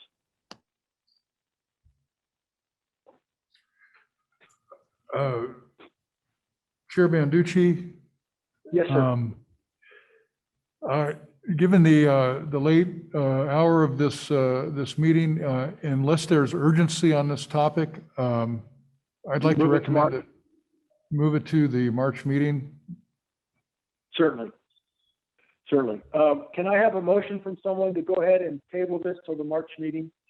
So moved. Second. Thank you. Michael, Trustee Barnes, that was your second? Mackenzie. Oh, Mackenzie, sorry. Okay, so Trustee Wood made the motion. Trustee Mackenzie seconded. Is there any comment or questions? Not hearing any. All those in favor say aye.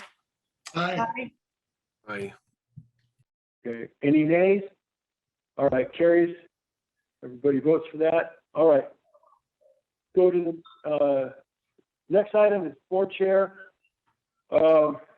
Really quick, I'm just going to say I think the college is doing a great job. We had a lot of great news tonight.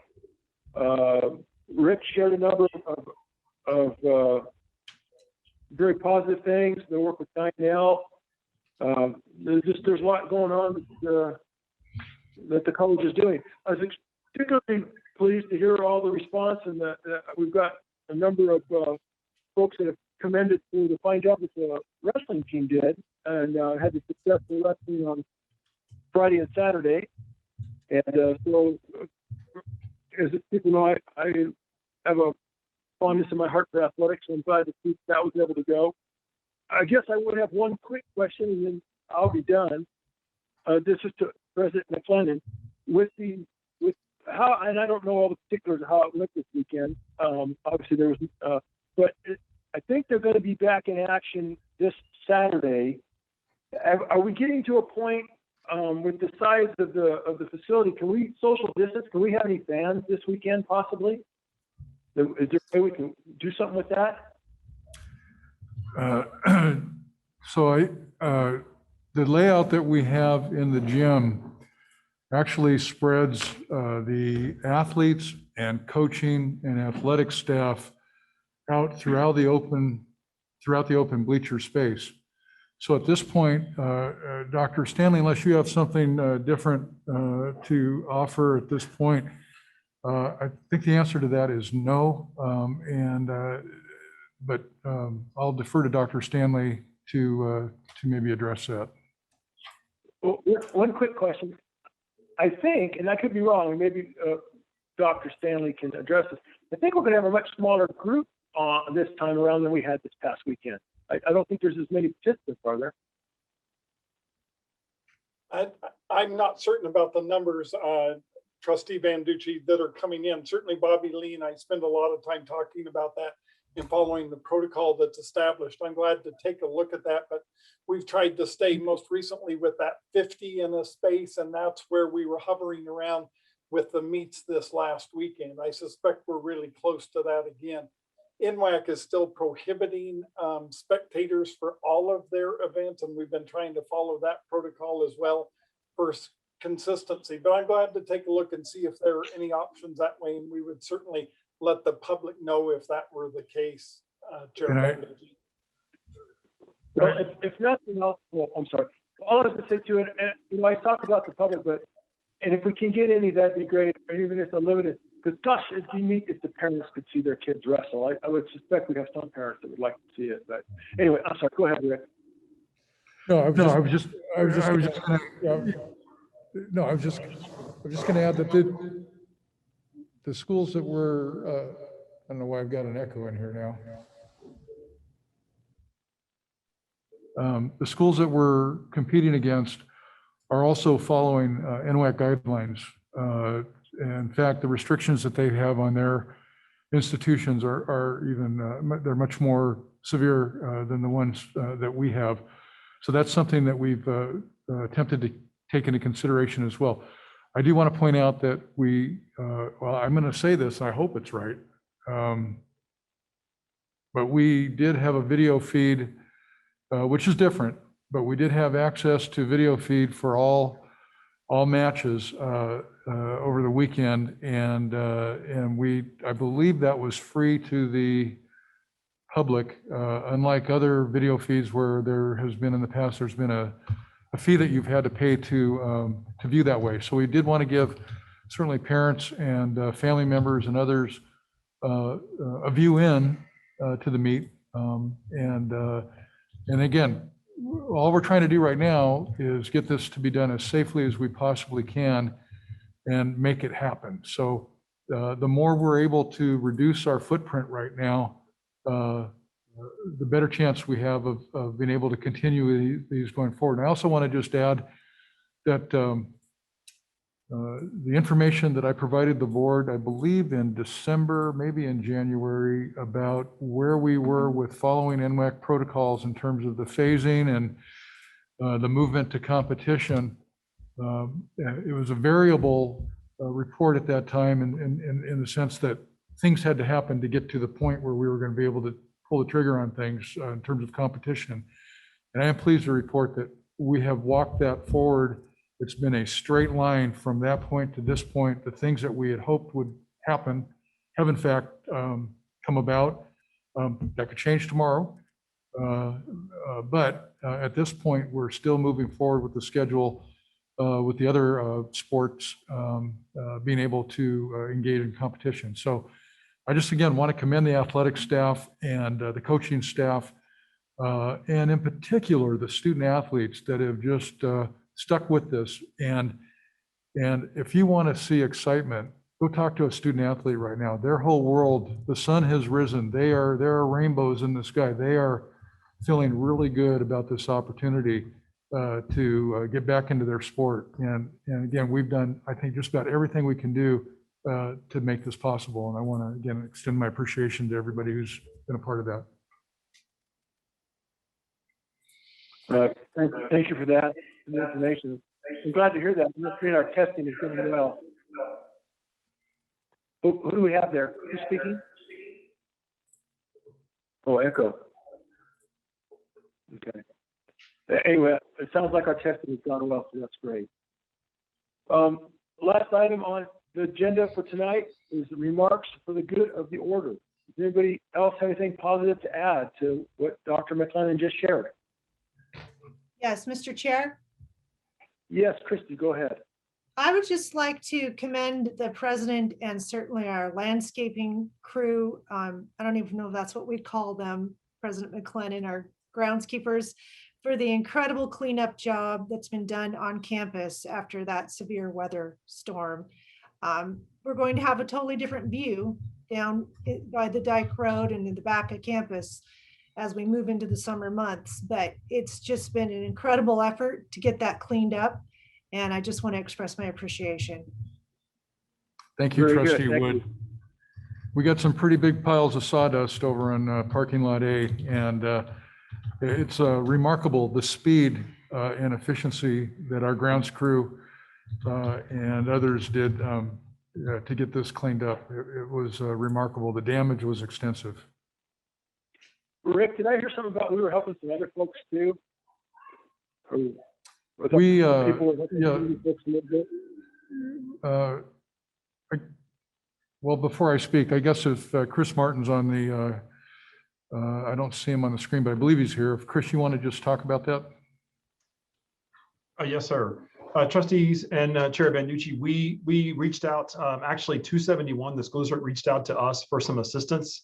They didn't know kind of how we were able to do it as quick as we were. So we made contact with them, gave them some guidance on some crews that we had hired. And then they didn't have a space to actually haul all of their slack and everything. So we opened up parking lot A and they used that for the slash piles. And so we were able to help out them as a partner. Excellent. That's really great, Chris. I'm glad we could help them. Rick, anything more to add on that, sir? Okay. No. Great. Just a quick shout out too. You guys got some really good press in the newspaper with the partnership and being able to relocate our children from our center after speaking of all this and the trees fell on it. So it seems like we're looking good to finish off this semester, and we've got that partnership in hand, and that's been a very successful transition, I guess, for lack of a better word. I don't know if there's anything you'd like to say about that or anything, but I just want to give you that opportunity. That was a quick turnaround to take care of that situation. President McClendon, do you want to speak to that? I'm just, the article that you saw in the press, I think explained it really well. Everything lined up for this to be a win-win situation for everybody who was involved in it. Most importantly, we're able to, with relative little interruption, continue to provide the service to that our students in college community need with respect to the probably the best early childhood education program in the state of Idaho in our center, and be able to move that fairly quickly with great partnership, and certainly Graydon and Chris really worked quickly and effectively to make that happen, and so it's all good. That sounds great. It's nice to end the evening on such positive notes. If there's nothing from any other trustee. Well, give it I'm a sorry, moment. Mr. Chair, but there's one more thing, and it's positive. Okay, Um, go ahead. Be more positive. You spurred my memory when you talked about Graydon and the press. Graydon, we're so proud of you for being named Post Falls Chamber Citizen of the Year. That was fantastic article, great honor, well-deserved, and great pictures in the paper. Kudos to you. Thank you very much. It was a great honor, a great surprise, and a great honor. Thank you. Was it really a surprise? A lot of people had a hard time keeping it a surprise. Well, that's a nice addition at the end. Thank you, Christy, for mentioning that. And I'm sure, Greg, I share her and everybody else's congratulations to you. Thank you very much. On that very pleasant note, I will call the meeting to an end and call us adjourned. Everybody have a good evening.